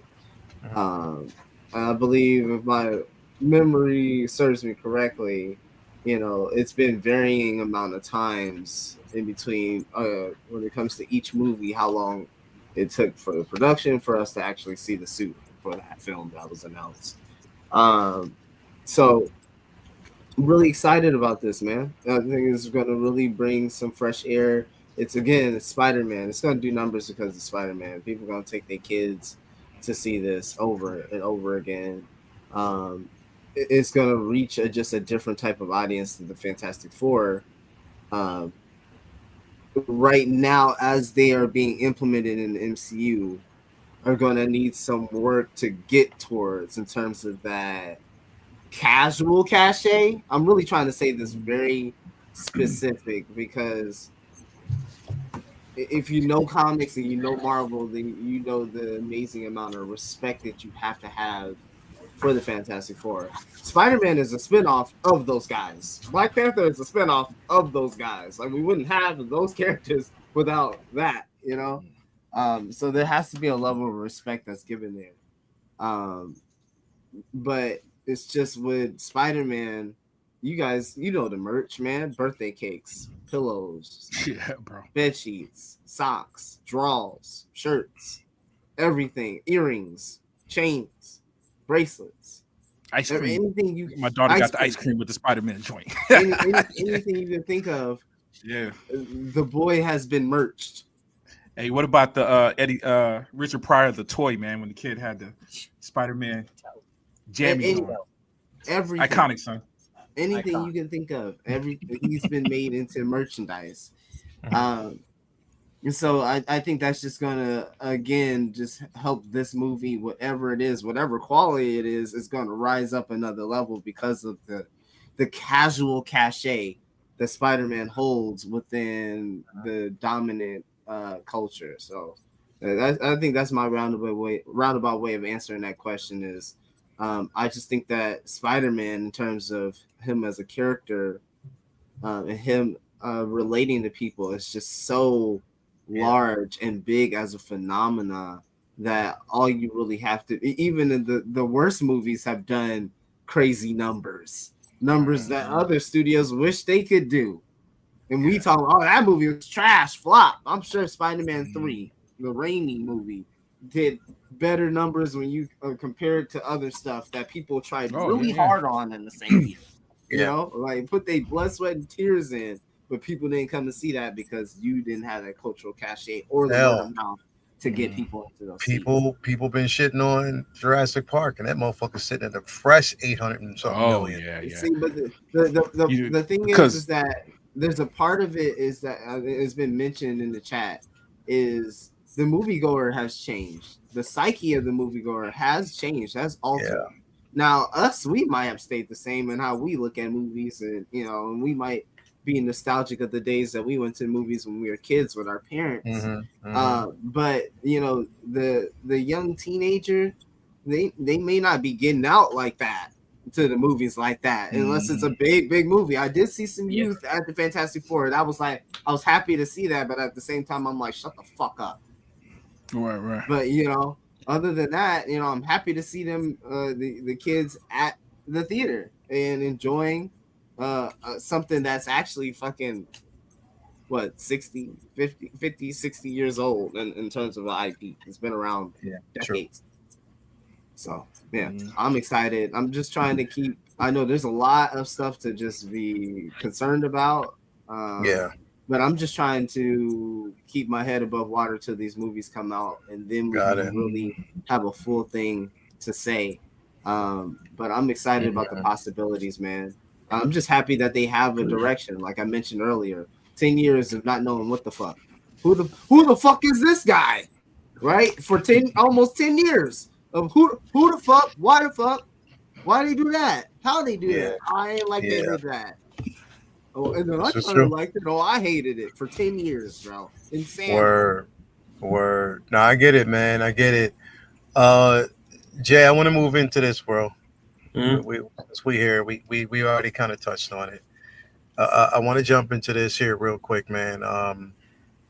So of course, your what's being weighed is the success of a film and its theatrical run, and because the drop that Fantastic Four took, the word, what's basically coming up already after that. Fatigue. Bro, like, motherfuckers is so quick to throw that shit out there, bro. Like, there is, listen, and I just want to say this from the rip. If the expectations from a lot of motherfuckers is that every film, every Marvel film, every DC film, because here's the thing. Superman is out right now. That shit didn't shoot to $1 billion. It didn't. There's been very far in between. Few films from both IPs, few films that have actually reached the $1 billion mark. Literally, and since the whole landscape has basically changed since the pandemic. I'm sorry, it has. And what has basically hurt the movie-going experience was the fucking streaming services and the day-and-day releases. Because even though they've kind of wiped those away, motherfuckers still know that there's a 45-day theatrical run on most of these fucking films. I don't have to go to the theater and see it. I can stay home.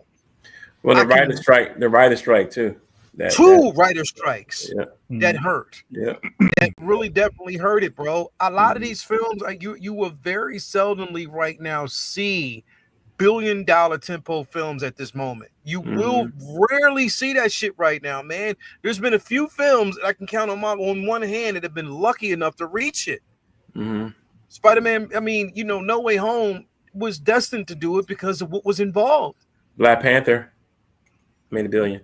Well, not the first one, not the first one did, not the second one. But the first one was before the pandemic.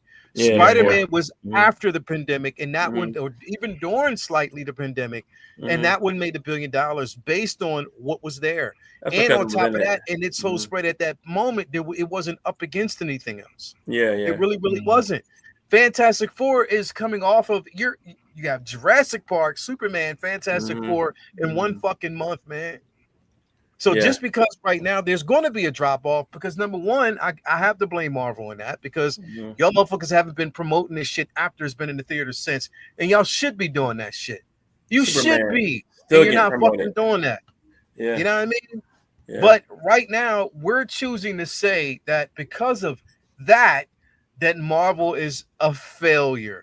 And that to me, and I'm sorry, is a bag of donkey dicks, bro. Yo, who's saying that though? I feel like I get all my bad news from you guys. Saying this, bro. Like everybody, if you watch most major fucking trades or fucking content creators on fucking YouTube are quick to basically try to say, and it's all by numbers, bro. And I get it. You want the film to be fucking successful. You want these things to be successful so it can fund the next film. It opens the doors for the next film. It would be received well. Remember, I don't give a fuck what nobody says, man. Captain America First Avenger didn't make a lot of money. It didn't. It No, didn't. It did didn't. not. But it was Didn't break $1 billion. It was a good Even movie, though. even though even Yeah, fucking it Winter was. Soldier You know what? didn't It break was $1 billion. Mhm. But it was It different than didn't. some of the other Marvel movies too. Yeah, like I yeah, mean, it had a different But it feel was and its look. first film of its It was kind the for first Captain one. America, first entry in the MCU. It didn't make a fucking $1 billion. No, It didn't, bro. But we give grace to one, but we can't give grace to the other. And we're quick to jump and say that it's a fucking failure just because of that. The movie is still in the theaters right now, bro. Mhm. And remember, the film in certain markets overseas hasn't hit yet. No. That's true. So just give it some fucking time before we want to sit here and say, you know what, Marvel's a fucking failure, bro. Well, That then now that's- it's fatigue. If I hear that fatigue shit one more fucking time, man, get a new fucking word, bro. But that's YouTubers saying that shit. That's nobody. You got to that show. You I got to think talk is about something. official. That's all it is. Yeah, they got That's to talk about YouTubers something. saying that shit. They say that shit. I fucking ignore them. Like it is what it is. I enjoyed the movie for what it was. I didn't like certain aspects, but it wasn't a failure to me. Yeah, You know what I'm and saying? it wasn't. I mean, to And- Leo's point earlier, Yeah. the good reviews do matter, right? So Yeah, I think the yeah. voices again, the voices on YouTube is amplified. You know what I mean? And I would imagine to Marvel, I'm more concerned to what Marvel. When we talk about flop, I'm worried about what Marvel. Does Marvel recognize that this is a good movie and it's something we can build off on? And I think the answer is yes, because as we've all pointed out, I do think I'm hoping there's a plan. It looked like they have a plan moving forward, and Fantastic Four is part of that. We got to stop putting stock in the paid assholes. People who are Bro, literally I don't hear it. I hear just all my saying- negativity on here, yo. Like everybody I heard. I'm just saying in generality, like in general, and just everybody, like we got to stop giving so much attention to these paid assholes because that's all they're doing. They're getting paid to be assholes because that's the algorithm. That's all the algorithm wants from people. Yeah, that's why I ignore them, man. They're not working for Marvel. They're on the outside. They're on the outside giving their opinions about what they feel about. You're a slave to an algorithm. Go outside, bro. There's real life out there. Those guys aren't working for Marvel. They're not in the suits. So I don't hear the suits saying nothing about no fucking fatigue. They all hear about it is on YouTube. So I ignore that shit. I don't imagine how low you have to be as a human being to denigrate yourself to an algorithm for pay. Oh yeah, they do it all the time. They do it even on TV. So I mean, denigrate yourself in front of the YouTube gods just for their dollars. But do you hear? Godless. Do you see? And I use this because I know we're gonna probably end up bringing it back up. Because I know Prop and Jason. I don't know what's gonna happen. I know Prop and Jason. I can see it coming. But it's like, yo, we are quick to say, based on critically acclaimed reviews, and the simple fact that it's now profitable, motherfuckers will look at Superman and say, "Oh, DC's back right off the bat, right? Right? No. But they will. They will. Yeah, because they'll say that. But not everybody right now. But they're not everybody, but a lot of people. All I'm hearing is Superman is woke, yo. So this is where it's weird. Yeah, that too. When you're hearing positive. So this is proof of an algorithm because everything you're saying is negative. I'm hearing positive. Superman, I'm only hearing woke. I've only been hearing crazy negative stuff, like stuff that don't even make sense to me. That's all I've been getting. Woke, or people responding to it being woke. Yeah, that's the only thing I've been hearing with Superman. That's the only thing I've been hearing. Except for Jay. But what I'm saying is immigrants and all that kind of bullshit. But the financial part, I know what you mean though. But this is what I'm saying. Like people would say because it's making money, and because it, like I said, the critics and people are enjoying it, and it's because it's profitable that DC is back. DC is back in motion, and this is the film that will start that train, right? But because Fantastic Four is in there, even though it was the critics said it was good, it had a high critic rating, people enjoyed it. Just because it may fall off the second, people are quick to want to say, "Oh yeah, Marvel's done." Right. Yeah, Part of the problem is because which was the problem I had. The personal problem. What I told you, my personal problem in going into that movie is that my expectations was way because I was looking at. I needed that film to save this for me. You know what I'm saying? Superman had a little bit of that. Like Superman needed to start something for me, but man, Marvel is hurting to the point, and it wasn't even just personal. Like it was just I needed to be good for everybody else. You know what I'm saying? I need this because every Marvel thing that drops, we had just talked on the show about Ironheart. We had just talked about stuff that's been attacked. Okay, and everything surrounding Fantastic Four felt positive. So this can't go wrong. You know what I'm saying? So I think that's where they're just justifying the normal people, not justifying the assholes who just hating to be hating. But there was an expectation that this was going to save Marvel. So of course, if it doesn't save Marvel, you're going to have people coming out being like, okay, it didn't save Marvel for whatever reason. But people paying attention to money, again, I disagree. I disagree with that. I think the fact that the movie is good is going to matter in this regard. Like we haven't heard from Marvel. My only concern, right, is the stuff that we brought up here, which is Marvel not continuing to push this movie. Are we going to put it back in IMAX? Because this movie looked way better in IMAX. Are we going to be? I'm not getting that kind of push, which makes me feel like Marvel is shaky. You know what I'm saying? But I don't know, man. But let me tell you, after the first week it came out, Marvel stopped like promoting. Like Superman kept promoting like all the way still now. Like the promotion went down. Like what? Like okay, just keep putting stuff out. And bro, they just did the promotion with the movie. Like after the second week, it just plummeted. I don't know why. Oh, like that week, that week. But that week after, like it plummeted. Where Superman, God, I hate to even say it, but the Superman promotion just kept going, and still going right now. Because they put the money behind it, bro. They definitely put the money behind it. They put the money behind marketing. They put money behind, different sponsorships and shit like that, because they knew where it was going and they can capitalize on it, bro. And that's what makes a hell of a lot. It makes a difference, bro. And then and then this is what they're doing. And this is why I said this is where Marvel dropped the fucking ball. Because they're working Superman into Peacemaker. They're working Superman into whatever IP is coming afterwards, bro, because they know right now it is the marquee, and they are getting those discussions happening, and people are talking about these IPs. People are talking about DC and Superman and Batman and Wonder Woman and Clayface and the Justice League and the Titans. People are having these discussions about it right now because, again, they knew how to formulate this particular film around those discussions. Whereas Marvel right now aren't doing this. And Vinny, I know you got some shit to say, bro. What's your thoughts, bro? For starters, as being so close to and attached to all this shit, sometimes maybe we kind of set ourselves up to fail because we read so much about it, hear so much about it, hear so many opinions about it, and we live and breathe this shit. So we hear, like Prop says, depending on where you go, what sites you're reading, you may be absorbing a lot of positive feedback and information, or you might be absorbing a lot of negative feedback.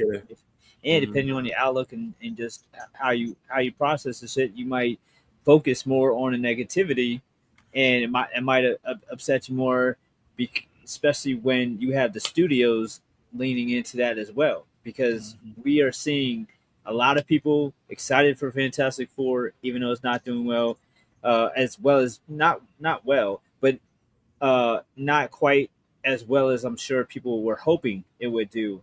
But you also have, a lot of factors that go into that. I mean, you have a bad faith situation going on at Marvel now, where you had a trend of years and years of it don't matter what they're doing, I need to be there so I'm not missing out, and because it's a party and I don't want to be the only one that don't know the next movie, so I feel like a fool not knowing who who Brie Larson is in Infinity War because I miss Captain Marvel. Like that FOMO is not there with Marvel now because now there's a lot that isn't good, so it's become like lost in the shuffle when you don't feel like. I mean, if you had to catch up on a bunch of Marvel movies before, you might feel like one or two weren't for you, but the bulk of it was great. Now you might not feel that way, so you might not be as encouraged to make sure you see everything. How I feel like you don't just snap your fingers and get that back. I feel like Thunderbolts was incredible, Fantastic Four is incredible, and those aren't Spider Man, and those aren't X Men, and those aren't tried and true, IPs yet. And I feel like once they come out and people start to see them and be like, oh, okay, I finally got to see Thunderbolt. Shit, I should have seen that in the theater. Oh, I finally got to see Fantastic Four. People was tripping. This is actually fire. Like, all right, cool. Then that ball starts rolling. Like they say in everything, winning solves everything. So once you start winning, then you start getting that good faith back where now everybody just start going just because it's Marvel. But they lost that because of many different reasons, from COVID to the strikes to leadership to a million different reasons. Like, and then in some circles, to some people, the woke shit. Like, everybody has their reason to them that the shit isn't the same as it used to be. And I feel like they keep putting out quality, whether it's quantity too or limited. The important part is the quality. Then they get those people back. Plus, you also have a lot of people who love to be contrarian and shit on things that are popular. And for a 10-year plus stretch, Marvel movies was the most popular shit out. I mean, there's a reason why people trip over themselves to talk about it for clout or talk negatively about it for clout, because either way, talking about it, it's like Eminem with hip hop, man. Like, if you love him or hate him, if you post and say something about Eminem either positively or negatively, you can have 100 comments on that post because like, nobody asked you how you feel about Eminem. But if you post a fucking Eminem comment, it doesn't even matter. Everybody is going to jump on it to be like, nah, fuck him, or I love him. And it's like YouTube reactors. If you want to get if you're a reactor, YouTuber, and you want to get 1 million likes on a video, just say, "Oh, first time watching Stan." Like, bitch, you've seen that shit 100 times, but you're gonna act like you just seen it, and because everybody's gonna click on that to because he's the most polarized, most controversial figure. So Marvel was hot.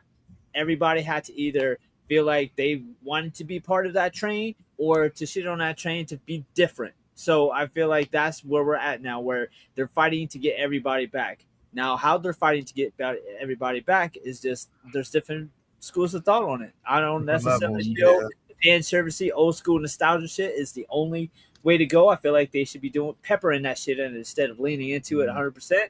But we're gonna see what they do with Doomsday and Secret War and how they tackle that. But I think that you have a lot of opportunity here to right the ship and put more focus on new characters and new opportunities for the characters that you kind of said, all right, we ain't gonna we don't want this to all be just about Iron Man, Cap, and Thor. We want to have like Shang-Chi too. Oh, the movie was dope. Everybody loved it. All right, cool. 6, 7 years, 8 years. How long has it been, yo? I mean, my Lord, why is like, imagine if they didn't do Iron Man 2 for as long as they didn't do Shang-Chi 2. Now you're mad at us, mad at people for not following along with the new school. You're mad at Feige and Marvel feel like, oh, the fans are only gonna go if they get Robert Downey Jr. back, if they get Chris Evans back, if they get Thor back. Like, well, all the new characters you've put out there and you never gave them a sequel. And you never put out really there, you gave us Moon Knight and then didn't give us season 2. You put out everything that they tried. You put it out there and then you were like, yeah, we don't care if you like it or not. Like, how the fuck do you not follow up Shang-Chi 2? Especially when that was they had after credits for that. That was super important. They didn't follow up on that at all. Like, seemingly, like he's gonna be as old as Mahershala Ali now. Like, wondering what the fuck is going on. They abandoned, and then they just keep doing new shit. All right, Shang-Chi was dope. That worked, and then they abandoned that as if with the same disdain as they abandoned Eternals. So it's like even the shit that works, they turn their back on. there's just no direction. It's so fucking That's a random. good point, man. Good point. Do you think when you brought up Shang-Chi, do you think them having a plan? Because we want them to have a plan this arc, right? Yeah. But when you bring up that, like, I got to imagine part 2 doesn't happen because we got to see what happens here. Or we got to, because the Iron Man, we got a couple of Iron Man movies before they started coming up with the task with the plan. You know what I'm saying? Yeah. And is that where we should be? It's too late now. You know what I'm saying? But I'm wondering if they missed out on the opportunity of just making these standalone good movies without focusing on Kang the Giant or whatever they thought they were focusing on. It really used to seem like that there was, an outline 5-6 years at a time ahead every few years as they went. And with something but the connections were small though. I think they were there, but it wasn't. Some just big, dropping a Tesseract in a movie wasn't that big. Right. Well, I think it got bigger once they knew what the plan was. I guess. You know what I mean? It felt like at first they were just dropping little things in there, and then it was like, okay, now we know where we're going. I don't know. I don't know that they necessarily can blame anything not working on Shang-Chi not being followed up. To me, that was unforgivable. It makes no sense.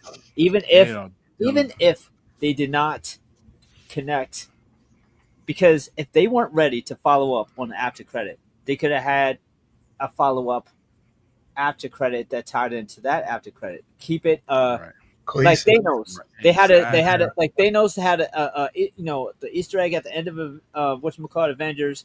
It wasn't like the next movie was Thanos. They just kept those Easter eggs coming. They had them in Guardians. Like, even though I felt like they weren't necessarily 100% sure how they were going to handle the gauntlet. They just needed to give you just enough to tell you, we didn't forget, it's coming.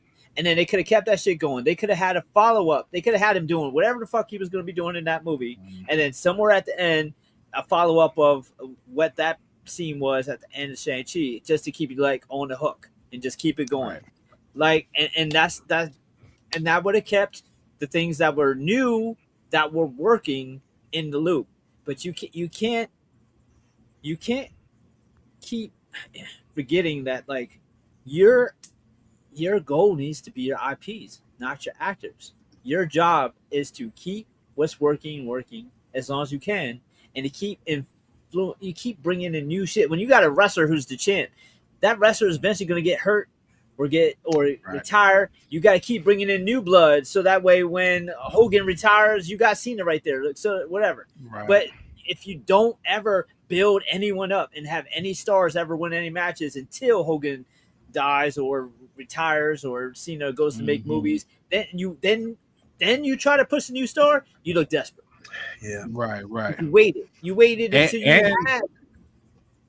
And to tie it back to the money thing, when you introduce the new characters, and Fantastic Four is included, even though Fantastic Four isn't new, they've been around, but we are fresh to this MCU thing. Then the money, the financial expectations shouldn't be, we got to make $1 billion off, because I feel like they were getting scared because Black Widow was even that. You know what I'm saying? Like, Black Widow didn't make that was definitely pandemic. That's it too. A lot of fans view these movies as if they're executive producers. Like, did you like Fantastic Four or not? You mean to tell me, like, so look how many people let how much money the box office made affect their opinion of it. It's kind of like arguing who's the best rapper by their bank account. Like, yo, did you like his album or not? Like, don't tell me how much money he likes. Do you like him? Yeah, true.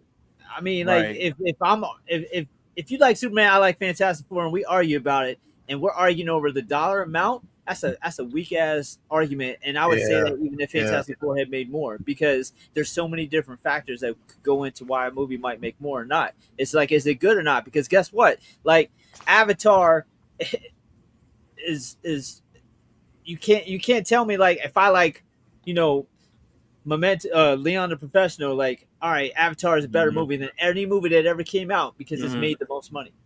Yeah. I think word of mouth killed that movie, man. People came out after the first week, Fantastic Four, and I felt like most of it was positive, yo. I'm not saying. I'm saying outside the YouTube realm, like these YouTubers, these influencers that got these big time followers. those guys came out after the movie was seen and were hating on it. Because I mean, there's no way a film like that has that kind of drop. Is also, like I said, like I was saying earlier, they didn't have the money behind it, but also you had a bunch of haters online, bro. Like I tuned it out. I stopped fucking. I unfollowed a lot of motherfuckers. Yeah. That You know week, what, man? People were that going back second to week. school. Was going back to school here. So I Oh, know, well, yeah, and that's not too. worldwide, but I That know too. just in my area, Yeah, it was yeah, like, yeah. of course, everybody was Yeah. going to the movies that week. Yeah, And yeah. my daughter And I started have to school say, that Friday, I so mean- it's like people aren't going to Yeah. the movies because you got the Wednesday deal. Yeah. It Yeah. seemed like a weren't fun going to idea at the time, but hey, maybe putting all 3 blockbusters out in the same month this summer wasn't the greatest idea. right. Well, yeah, you had them all in the same week. That was Because kind of stupid. we all Yo, know yo, a time where everybody went to the movies every weekend Yeah. or Yeah, a couple yeah. times a month, and it was no big money deal. ain't, money But ain't what it was, bro. Money ain't money, and Yeah. for everybody. And Money back ain't until money. you- Well, it's not in the simple fact that a lot of people still don't feel safe going back to theaters.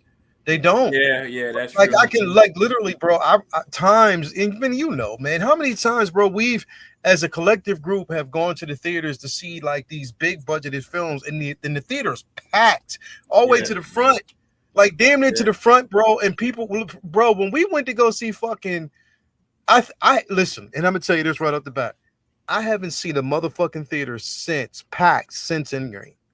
Since Endgame. Yeah. Literally, I haven't seen a theater packed. Superman. I mean, packed since Endgame. Even when we went to go see No Way Home, it wasn't fully packed, bro. Well, Fantastic Four, where I went, had a fat theater. And then I'm judging it based off of we're in a smaller city, bro. Yeah. Whereas the seats were coveted. We're in a smaller city where literally this is the form of entertainment that motherfuckers have outside of going out drinking and doing all that other bullshit. You know what I mean? Yeah. And you would think that was a talking point or a selling point to say, okay, cool, we can make this happen.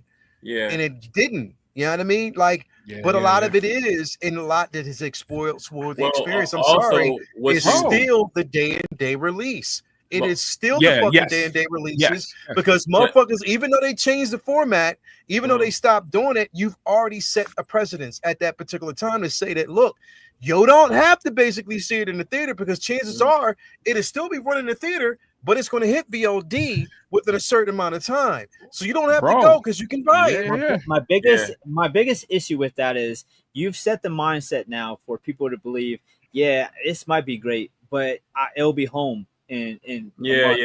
45 days. That I don't think that here's the issue with that. If the studios did that intentionally because they wanted subscriptions, and then they make the fans pay for it by saying, you know, oh, this movie didn't make that much money. You should be counting the views that you get when it drops on streaming towards the collective and judging that if it's getting a sequel or not, because you can't tell me that if you release something, you know, and then 45 days later put it out at home video, like you don't know that it's going to make less here but make money here. So why would you not count both? I mean, that's what I think. Well, you know, I think they're still holding on to old industry standards. That's what I was about to say. But is it just the magazines that's doing it? Because Vinny, I think they do that. I think the studios do that for sure. Because there's things because you even got the marketing with, Fantastic Four just sold these toys. How many people bought the popcorn holder? Like all that stuff is added into it. But we're reading to Lael's point. Yeah. Like Austin Powers flopped in the theater, and then a whole video, it became a cult classic. And they got a whole franchise out off of home release. Shrek 2. Right. Shrek didn't do well in theaters. At home, it blew up. That used to count. And nowadays it seems like if it does, no one talks about it. It's like, you think they're still holding on to, I think they look at both types of monies and follow me here. I think they look at both like merchandising and stream monies, like, okay, that's good money, reoccurring money. But they look at that theater money as like the prized money. You know what I'm saying? Like, if we ain't making a lot of that stuff is not as sweet. Well, also Well, what, the what box. I was saying My too bad. earlier too, because it was even about people being afraid to go to the theater. Still, even though we had a packed theater, it was still a good amount of people in there with masks on, which messed me up. Like, what? Like, you still wearing a mask? So that's a variable as well. Like, some people are still kind of scared to come into the actual theater as well too. So that's missing money as well. That's missing money because they're coming out slowly but surely still, but you got some people that had those phobias still. They're still wearing masks in theaters. So it's crazy. Yo, But yeah, that was a and- hypochondriac's worst nightmare because I don't think they'll ever recover. yeah, I think I agree, bro. Because like I said, our theater was packed, and we went to an IMAX, John. But it was like, bro, like people were still wearing masks. I'm like, whoa, they still They wearing also have to masks. look at the numbers and considering lowering that shit. Because if I tell you $18 for a ticket and you got a family of 5 and you know you gotta drop 100, Yeah, you sitting at home. bro. And now if That's I tell it. you $12 for a ticket, you're like, all right, cool. Now it's $60 to take my family to a movie. Now you got that $60 that where you weren't getting that money before. Right. That's Hey, like and the along those inflation. lines, and Vinny, and so think about that too. The box is crazy because we think about things we shouldn't even think about. But what it's making at the box office is also promotion. More than saying it's good. Yo, it made so much, which is Leo's point with the drop off. Like the drop off is the people amplifying that. Yeah. There's a group of people that's like, man, I'm just gonna wait because it didn't make that much money or whatever. So it's crazy that we're even thinking about that because I don't now. Like it doesn't bother me, yo. You know what I mean? I went to go see Naked Gun last week, yo. I ain't heard nothing good reviews. It's like, yo, I want to go laugh, see. But to your point though, now I want to see Nobody 2, and I want to see Weapons. There's so many movies. I gotta break it up because I can't afford to take my family to see every single movie. You know what I'm saying? So it's like me and my wife, we went to go see Naked Gun. I'm probably gonna see Weapons by myself. I might take the family to see such and such and such. You know what I'm saying? So Nobody, dude, that money is no joke, bro. So again, bro, like, and I think that's another thing. That's the high point of the film going experience, especially for the summer, is that you have some incredible films that are in the theater right now. You have, people who enjoy Superman. You have people who enjoy the Fantastic Four. You have people who enjoy Weapons. You have people who enjoy Naked Gun. You have people who out there that are still, regardless of what the fuck other people want to say, and I don't give a fuck what nobody said, because I absolutely positively enjoyed Jurassic Park. I love that fucking movie, bro. I love it because it's that was better than I thought it was going to be, bro. It wasn't that bad. Think about it was math, good. I enjoyed it. In terms of the sheer numbers of people in this country, how many families do you really think could afford that? Basically, the movie week and a half off, back to the movies again. Yeah, that almost if you got five people in your family, you, your wife, and 3 kids. That's $200 plus. Yeah, you talking about if you factor in gas, depending on how far you from or your neighbor, your local. You know, white people don't know about sneaking in food. They be buying shit. Right. Timmy, you're gonna get these milk duds, okay? For real. Hey, milk duds. That's why. Listen, and I'm gonna ride this shit to the end, and I will tell y'all motherfuckers this for the jump. This is why you invest. You make sure your ass invest in that Regal Cinema Unlimited app. You basically make sure that you pay for that per month, because again, I get the chance to see like 12 to 15 movies for free the entire month. And on top of that, I get free popcorn and a free drink. So you can get a free small popcorn and a free drink that all I have to basically pay is 15 cents or 50 cents to upgrade to get a medium or whatever. And the thing is, I get 10 to 15% off. I wouldn't know. I get like 13 or 20% off my snacks if I want to get that. And I told you on the app, all I got to fucking do is say, hey, they'd be like, are you coming back to get the same thing? This is on the menu. Yeah, boom, bap is ready for me if I need to go pick it up. This is what I'm saying, bro. Like, there's ways around it. And plus, on top of that, sometimes me and Toya, we'd be like, Fuck them kids. We gonna go by ourselves. You know what I mean? Sometimes this is the way we be. Sometimes we don't always do that. Some, you know, she like when there's a film out there we know that they want to see, we'll take them to go see the film. But there's ways around it, and we know how to make it work. We don't go to every film, but we do make sure. But if it's films that I want, and like I said, bro, with weapons or with certain films, I'll go by my damn self. You know what I mean? I'll go basically check it out because I want that experience. I want to lock in, zone in. I don't want, you know, whatever. But we go and we enjoy it. But I think to your point, though, it's the truth. It's not just the movie going experience. It's the concession, because we know a lot of these fucking theaters make their money off of concession. They're fucking pop. There ain't no look, as much as I loved it, I did love it.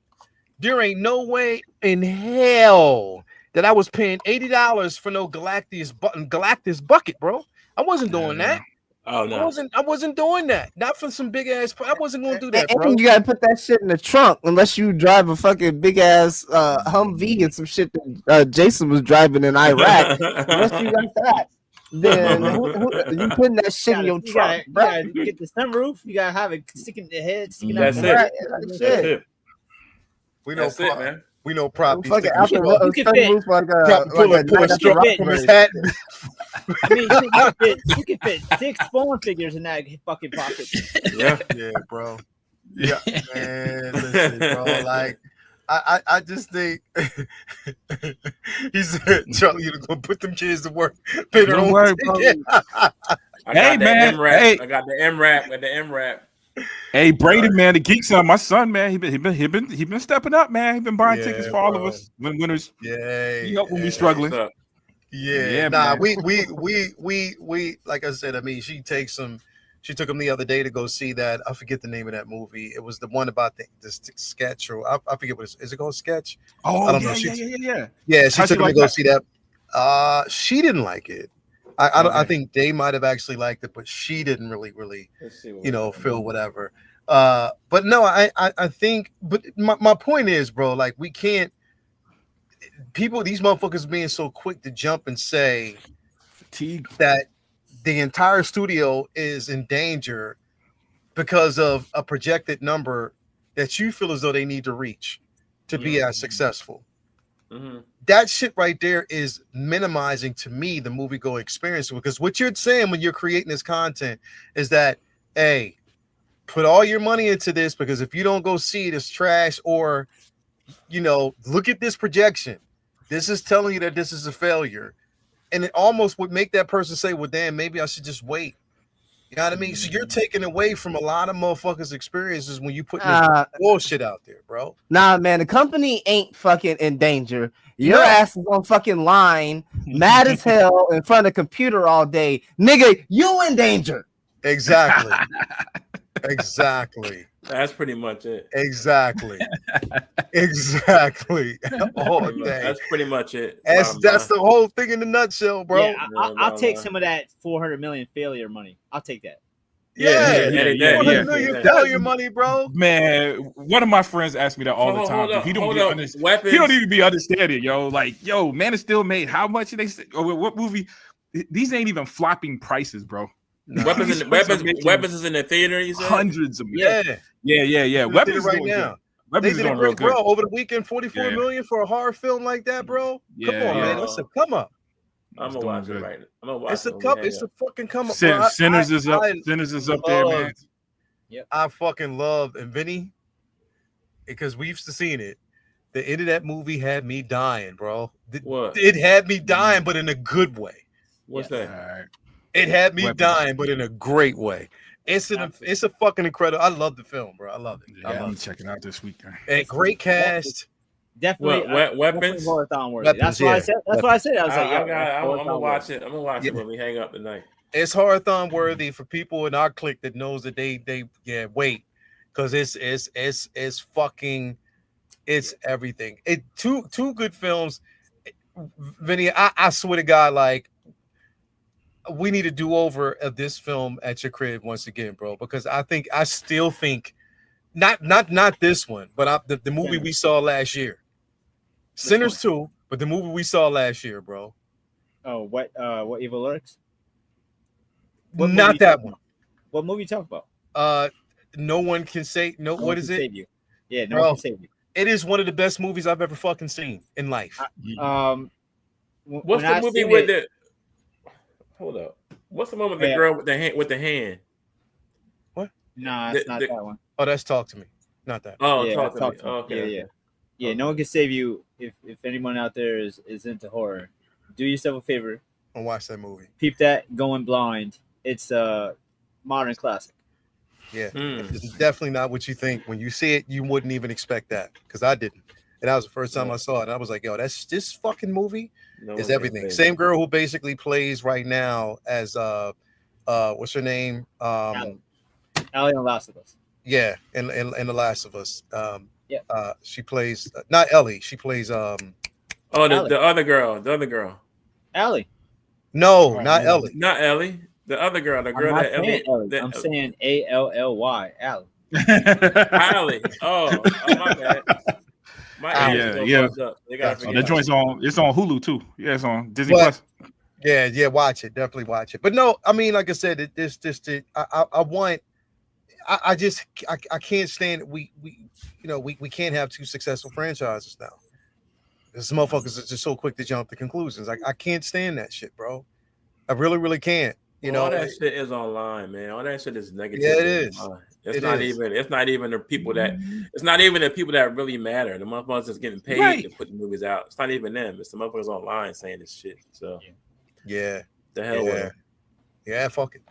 it. That's where I'm at, bro. Like just fuck them and keep winning, keep getting that money, man. I do, but I have to say that also with putting a lot of fault on Marvel and how they're handling things, how they're handling their promo right now. You mean like being able to whip whop a script and film and rap in 6 months for Punisher when all he does is shoot and kill bad guys, but not figuring out how to just have a black dude who just shoots and kills vampires? Bro. Yeah. Oh, let's not open that. Let's not Yeah. go there again, man. Yeah. Let's not go there Because again. they just Love me. wrapped that special over the weekend. Bro, they Bro. filmed that shit like What and- special? The Punisher Punisher. special. The Punisher. That's wrapped. Punisher's already done. Wow. They wrapped that shit, bro. That shit wrapped on Friday night, Friday, And Saturday. it's taking them to have a rocket scientist do Blade. Yeah. Yo, and they following Wesley Snipes, bro. What do you, they can't. That's a hard act to follow, man. I don't want Wesley Snipes either though. That's not the answer. No, I'm not saying that. Yeah. I'm not necessarily saying. I'm just saying just following that. They're following behind What they him did with that, Blade. because so much of that was so specific to that movie too. You know what I mean? Like, yeah, if you were to go comic book accurate, it's because it's just you're so dealing much with that, man. you're dealing with the franchise that pretty much saved Marvel from tanking. So Mhm. the whole Blade franchise saved Marvel from fucking going bankrupt.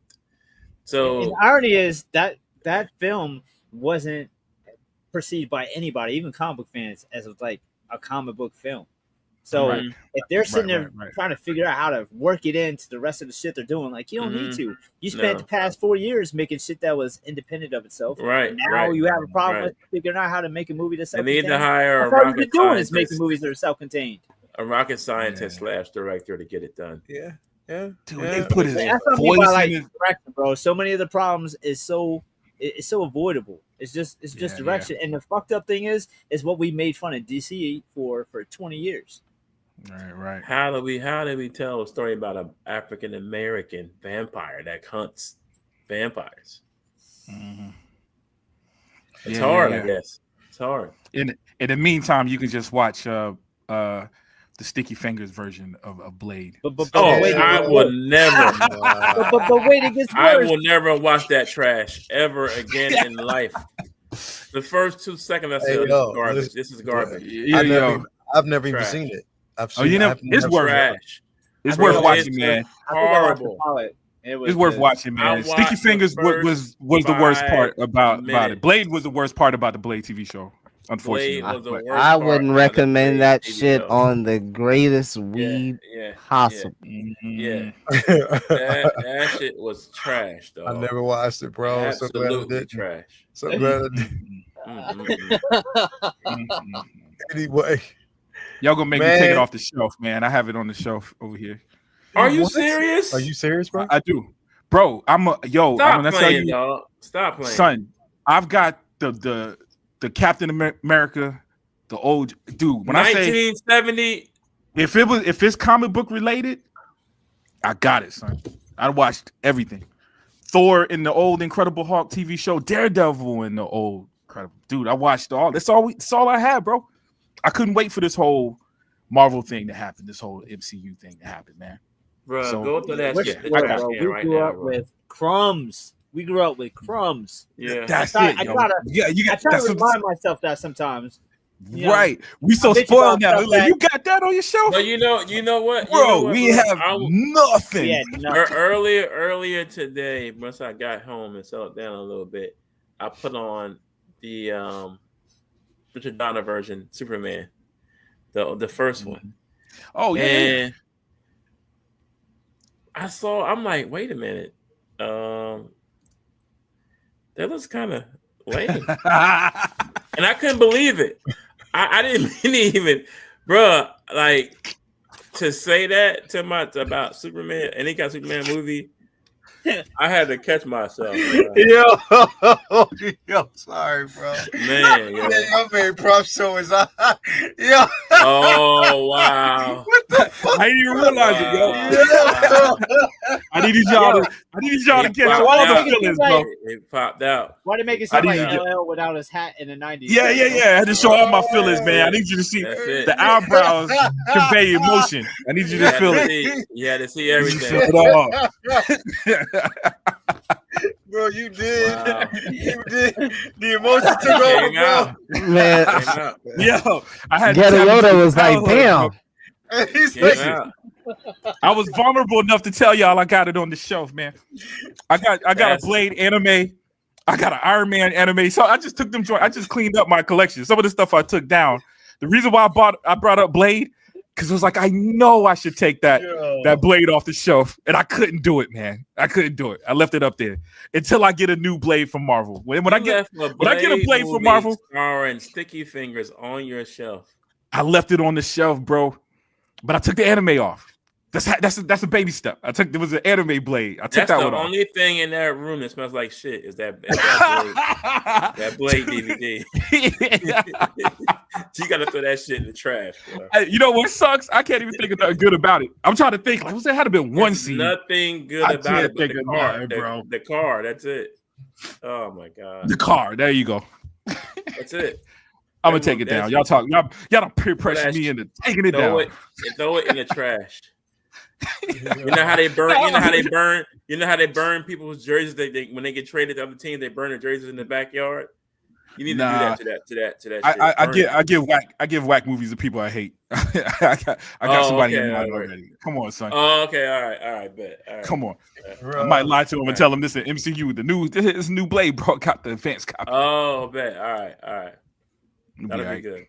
Better you than me, bro. Anyway, give it away. Thank you guys for being here tonight. Such an amazing, great show, man. We'll be back here next week. He says you made prop show his eyes. That's crazy. That's funny, man. Bro, that's funny as fuck.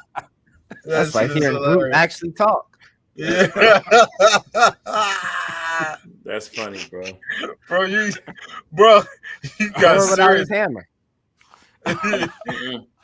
Damn, bro. Anyway, Jedi Kid, bro, what you got going down, brother? Just getting my baby through this first week of school. I'm excited, man, like she is. And dealing with this big puppy downstairs, and that's it, man. I'm just getting back into the groove of things right now, man. Last week was so busy trying to focus on her and relax a little bit. Yeah. Well, glad, I'm retired. So. Yeah, you chilling. Yeah, I gotta do that kind of stuff sometimes. Yeah. I mean, up there, you gonna play golf tomorrow, brother? No, you saw that little shit I had earlier today? It was like a mini hurricane. Storm. Didn't get no warning, huh? Wait. Nope, bruh. Because your Captain Orange fired half the fucking weather people, but that's a whole nother story, bro. I don't even get into that shit. It came out of nowhere, bro. No weather, no warning. I checked my phone, didn't say nothing about no rain, none of that shit. But all of a sudden, the sky's black. You got like 45 mile an hour fucking wind going with the rain. Nice. Thanks a lot for the early warning. It's great. But other than that, man, that's it. No golf. Fuck that. It might rain all week. Really? Yeah. Like it's like that, bro. Yeah, I put some of it on Facebook earlier today. Raining in August is a crazy concept to me. What he about to put on screen? I knew it, yo, son. Come on. Nah. Hey, you didn't hear how he was talking? Nah. Yo, it was really like that, son. I knew he was doing something. Oh, for I knew real, he was man? doing Clack, something. clack. Bro, I know this dude, bro. I knew he was doing. He probably got that waffle head ass dude. Like, come on, bro. Bro, we talking about earlier case, bro. We talking about the very Nah, beginning case, man. Bro, touch me, tease me. My shit is straight up and down. My shit is not round, bro. Like, nah. What's going on, Beta? What's That going on, motherfucker hit brother? like a fucking tennis racket. Like, nah. Bro, we made one night where I didn't create a meme for Vinny, bro. And y'all, you know what I mean? Not one night. I'll take it. I'll take it for the team. Take a hit for this. We brought a Punisher meme. We didn't see the Prop Wiz Punisher meme. Yeah. Oh, Bro. man. Bro, that one still Yo. that's still out Nah, there, bro. that's Hey, that's Why my son watched the episode and he was like, bro, this was pouring your heart out the whole time. You pouring your heart out for like 5-10 minutes. And you got a picture of me and the Punisher over him. Like, what is the producer doing? Bro, wildin'. My son said your story was heartfelt. He started out with that. He was like, "Yeah, man, that's your." So it was heartfelt. I felt it, man. Why they had you as Punisher standing over him? It's like, I don't know, son. Word. I don't know. You can't take nothing serious. That's why. That is the type of experience you get here, only here. Yeah. On Mondays. Only here on Mondays, bro. Vinny, man, what's going down, bro? What you got? I'm gonna knock out a few more of these Fantastic Four joints and catching up on reading, doing some reorganizing, and got a con coming up in a couple of weeks, so I'll be getting new prints and stuff like that together. Other than that, just man, this heat wave is obviously here. No rain here, so been a little bit less work on my plate. So I'm looking forward to catching up on some more stuff at home with that free time. So looking forward to catching up on more reading, more drawing, and getting stuff ready for the show. Other than that, I'm sure we'll be back here, Comic Book Talk with Friends next week. We'll probably talk about John Romita Sr. Yes, we will. The legend. We So will. I'm excited to dig into that because he's somebody else that I'm surprised we haven't got to, who has made tremendous contributions to the industry. So excited to talk about that and probably a bunch of other shit because there's a bunch that happened this week that we didn't touch on tonight that we get into. Gun There's is a lot even in the comic space right now. Yeah, a gun is attached to a new Superman film that we'll probably be talking on about. And, I wanted to give Jedi Kid a break. I was like, give Wiz a break. Bro, and the rumor is, bro, it's not Superman, but it's a super family, bro. Hey, let's talk about. I say we talk about it next week, man. I mean, I'm not running the show or nothing. I'm just suggesting. Yeah, we'll talk about it next week because you already know how that's gonna go. We'll talk about it. There's a bunch of other stuff that's been in the news with films, and then we haven't touched on comics in a minute, so I'm sure we could do like a recap of like catching up on Ultimate Spidey or Absolute Wonder Woman, whatever. We'll dig into all that next week. Definitely we will, man, because Absolute Spider-Man last week was incredible. Not Absolute Spider-Man. Not Absolute Spider-Man. Ultimate Spider-Man. I'm about to say they pulled him in over there. But Absolute Superman was dope as fuck. Also, we can talk about the Ultimate run in general because there's now an end date. There's now an end date for it. So thank God. Absolute trash. No. Ultimate.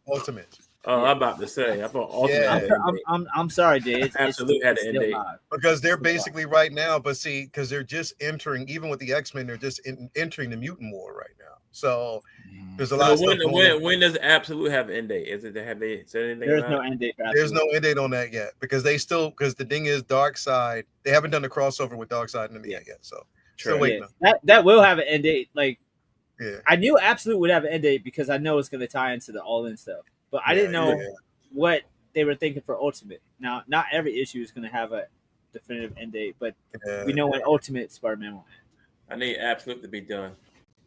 Bro, even that Trash. the fucking Absolute Batman was dope as fuck too. Absolute It was. steroid. Absolute steroid man. Not it's Absolute Bane is fucking hilarious. Absolute Bane is a fucking beast, bro. He's not reading it. Yeah, it's dope. It's super dope. Anyway, man, yeah, bro. Thanks for being here, man. We gonna definitely have plenty to talk about next week. Proper Wiz, man. What's going on with you, bro? Yeah, man. Mostly, besides editing, I'm watching the old black and white Zorro TV show. I dove in. Oh, today. the I don't know old why. school joint? The old school joint, man. Yeah, Oh, yeah. man, Be that's careful in the classic. alleyway. Watching it from the classic. beginning, man. And in fact, my first time watching it from the beginning, it's really just the Marco Zorro. Like almost the dialogue is almost the same. Like the first 3 or 4 episodes is like an old Zorro movie. But just doing that, man, just to get my mind off of something, dude. I haven't been current on current shows. And really, because the stuff I'm watching with the wifey, the stuff I'm watching with the kids, we all kind of busy doing things right now. So I had to find something to put on just to that and trying to stay out of the studio, man. I'm supposed to be working on an album. I got an album called The Disdain, a group album with my boy, and this is completely produced by this dude named Brutal Caesar in the UK.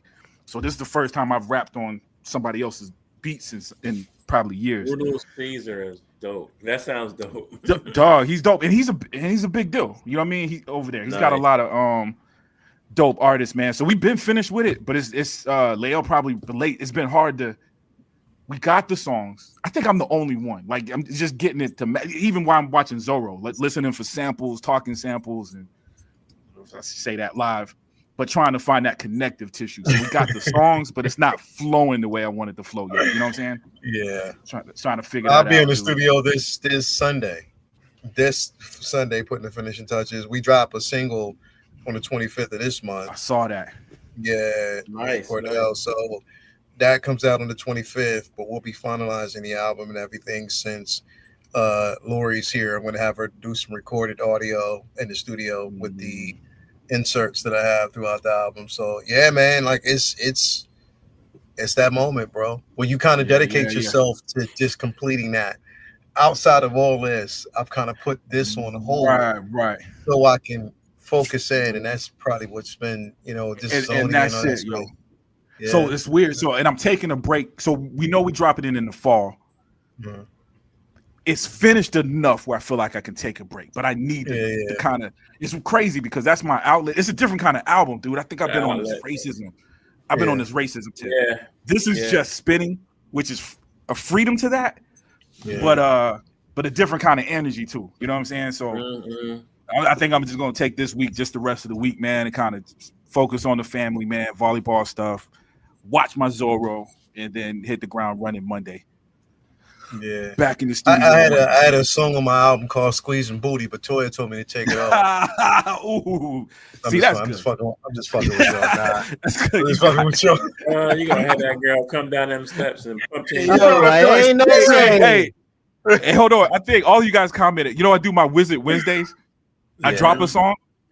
It's been harder. I've been dropping these story songs because the only songs I really have left are songs with extremely explicit cussing, and for the first time in my life, I'm nervous about. There's my daughter around, so it's like I'm nervous. Like, damn, I don't want to release this song, but just to give y'all heads up, Wizard Wednesday is probably gonna be. It's gonna be one of them grimy joints, y'all. I ain't got no choice. You got no choice. Ain't got no choice. All right, bro. As always, man. Thanks for coming through. Yeah, man. Glad to be here, y'all. Yeah. Last but definitely not least, we got Penny Trey Sean, bro. Pause, Wiz. What's going on with you, bro? Man, like good to see like Bloomer back in the building, man, for sure. like every yeah, man, of course. Like every Monday, like every day, always just a blessing to take in air, drawing air.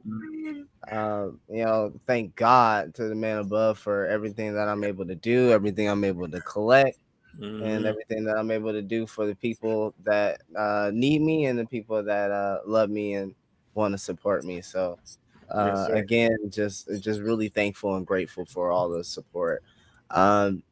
As far as what I've been getting into, man, I've been gaming. We were just really getting back into the that swing of gaming again. So been enjoying beating up on people on some Street Fighter 6 and then played some Battlefield 6. Yeah, that beta just dropped. Just dropped for Battlefield. Yeah, Battlefield 6. Yeah, Battlefield is that shit is amazing. Anyway, so I'm enjoying that, and then can't wait for I got a nice little care package coming to me on Wednesday. So I really can't wait for that. So I'll be, pulling out the red carpet for it, and yeah, I'm really gonna go for it when it comes to taking the pictures with that photo shoot. So I'm really excited about that, man. That's what's up, man. Yes, sir. Other than that, man, like I said earlier, please stop giving stock to people who get paid to be an asshole, get paid to subvert your thoughts, get paid to gaslight you. If you don't like the comments or the thoughts expressed on this show, then maybe you need to go get some penetration. And that's all from me tonight. You guys, we'll see you guys on Wednesday. And you guys, I will see you guys on Friday. I'll be handing out a ticket. This dude, I can't wait to see you guys. That's all from me tonight, bro. Damn. Anyway, this man, be saying the wildest left field shit.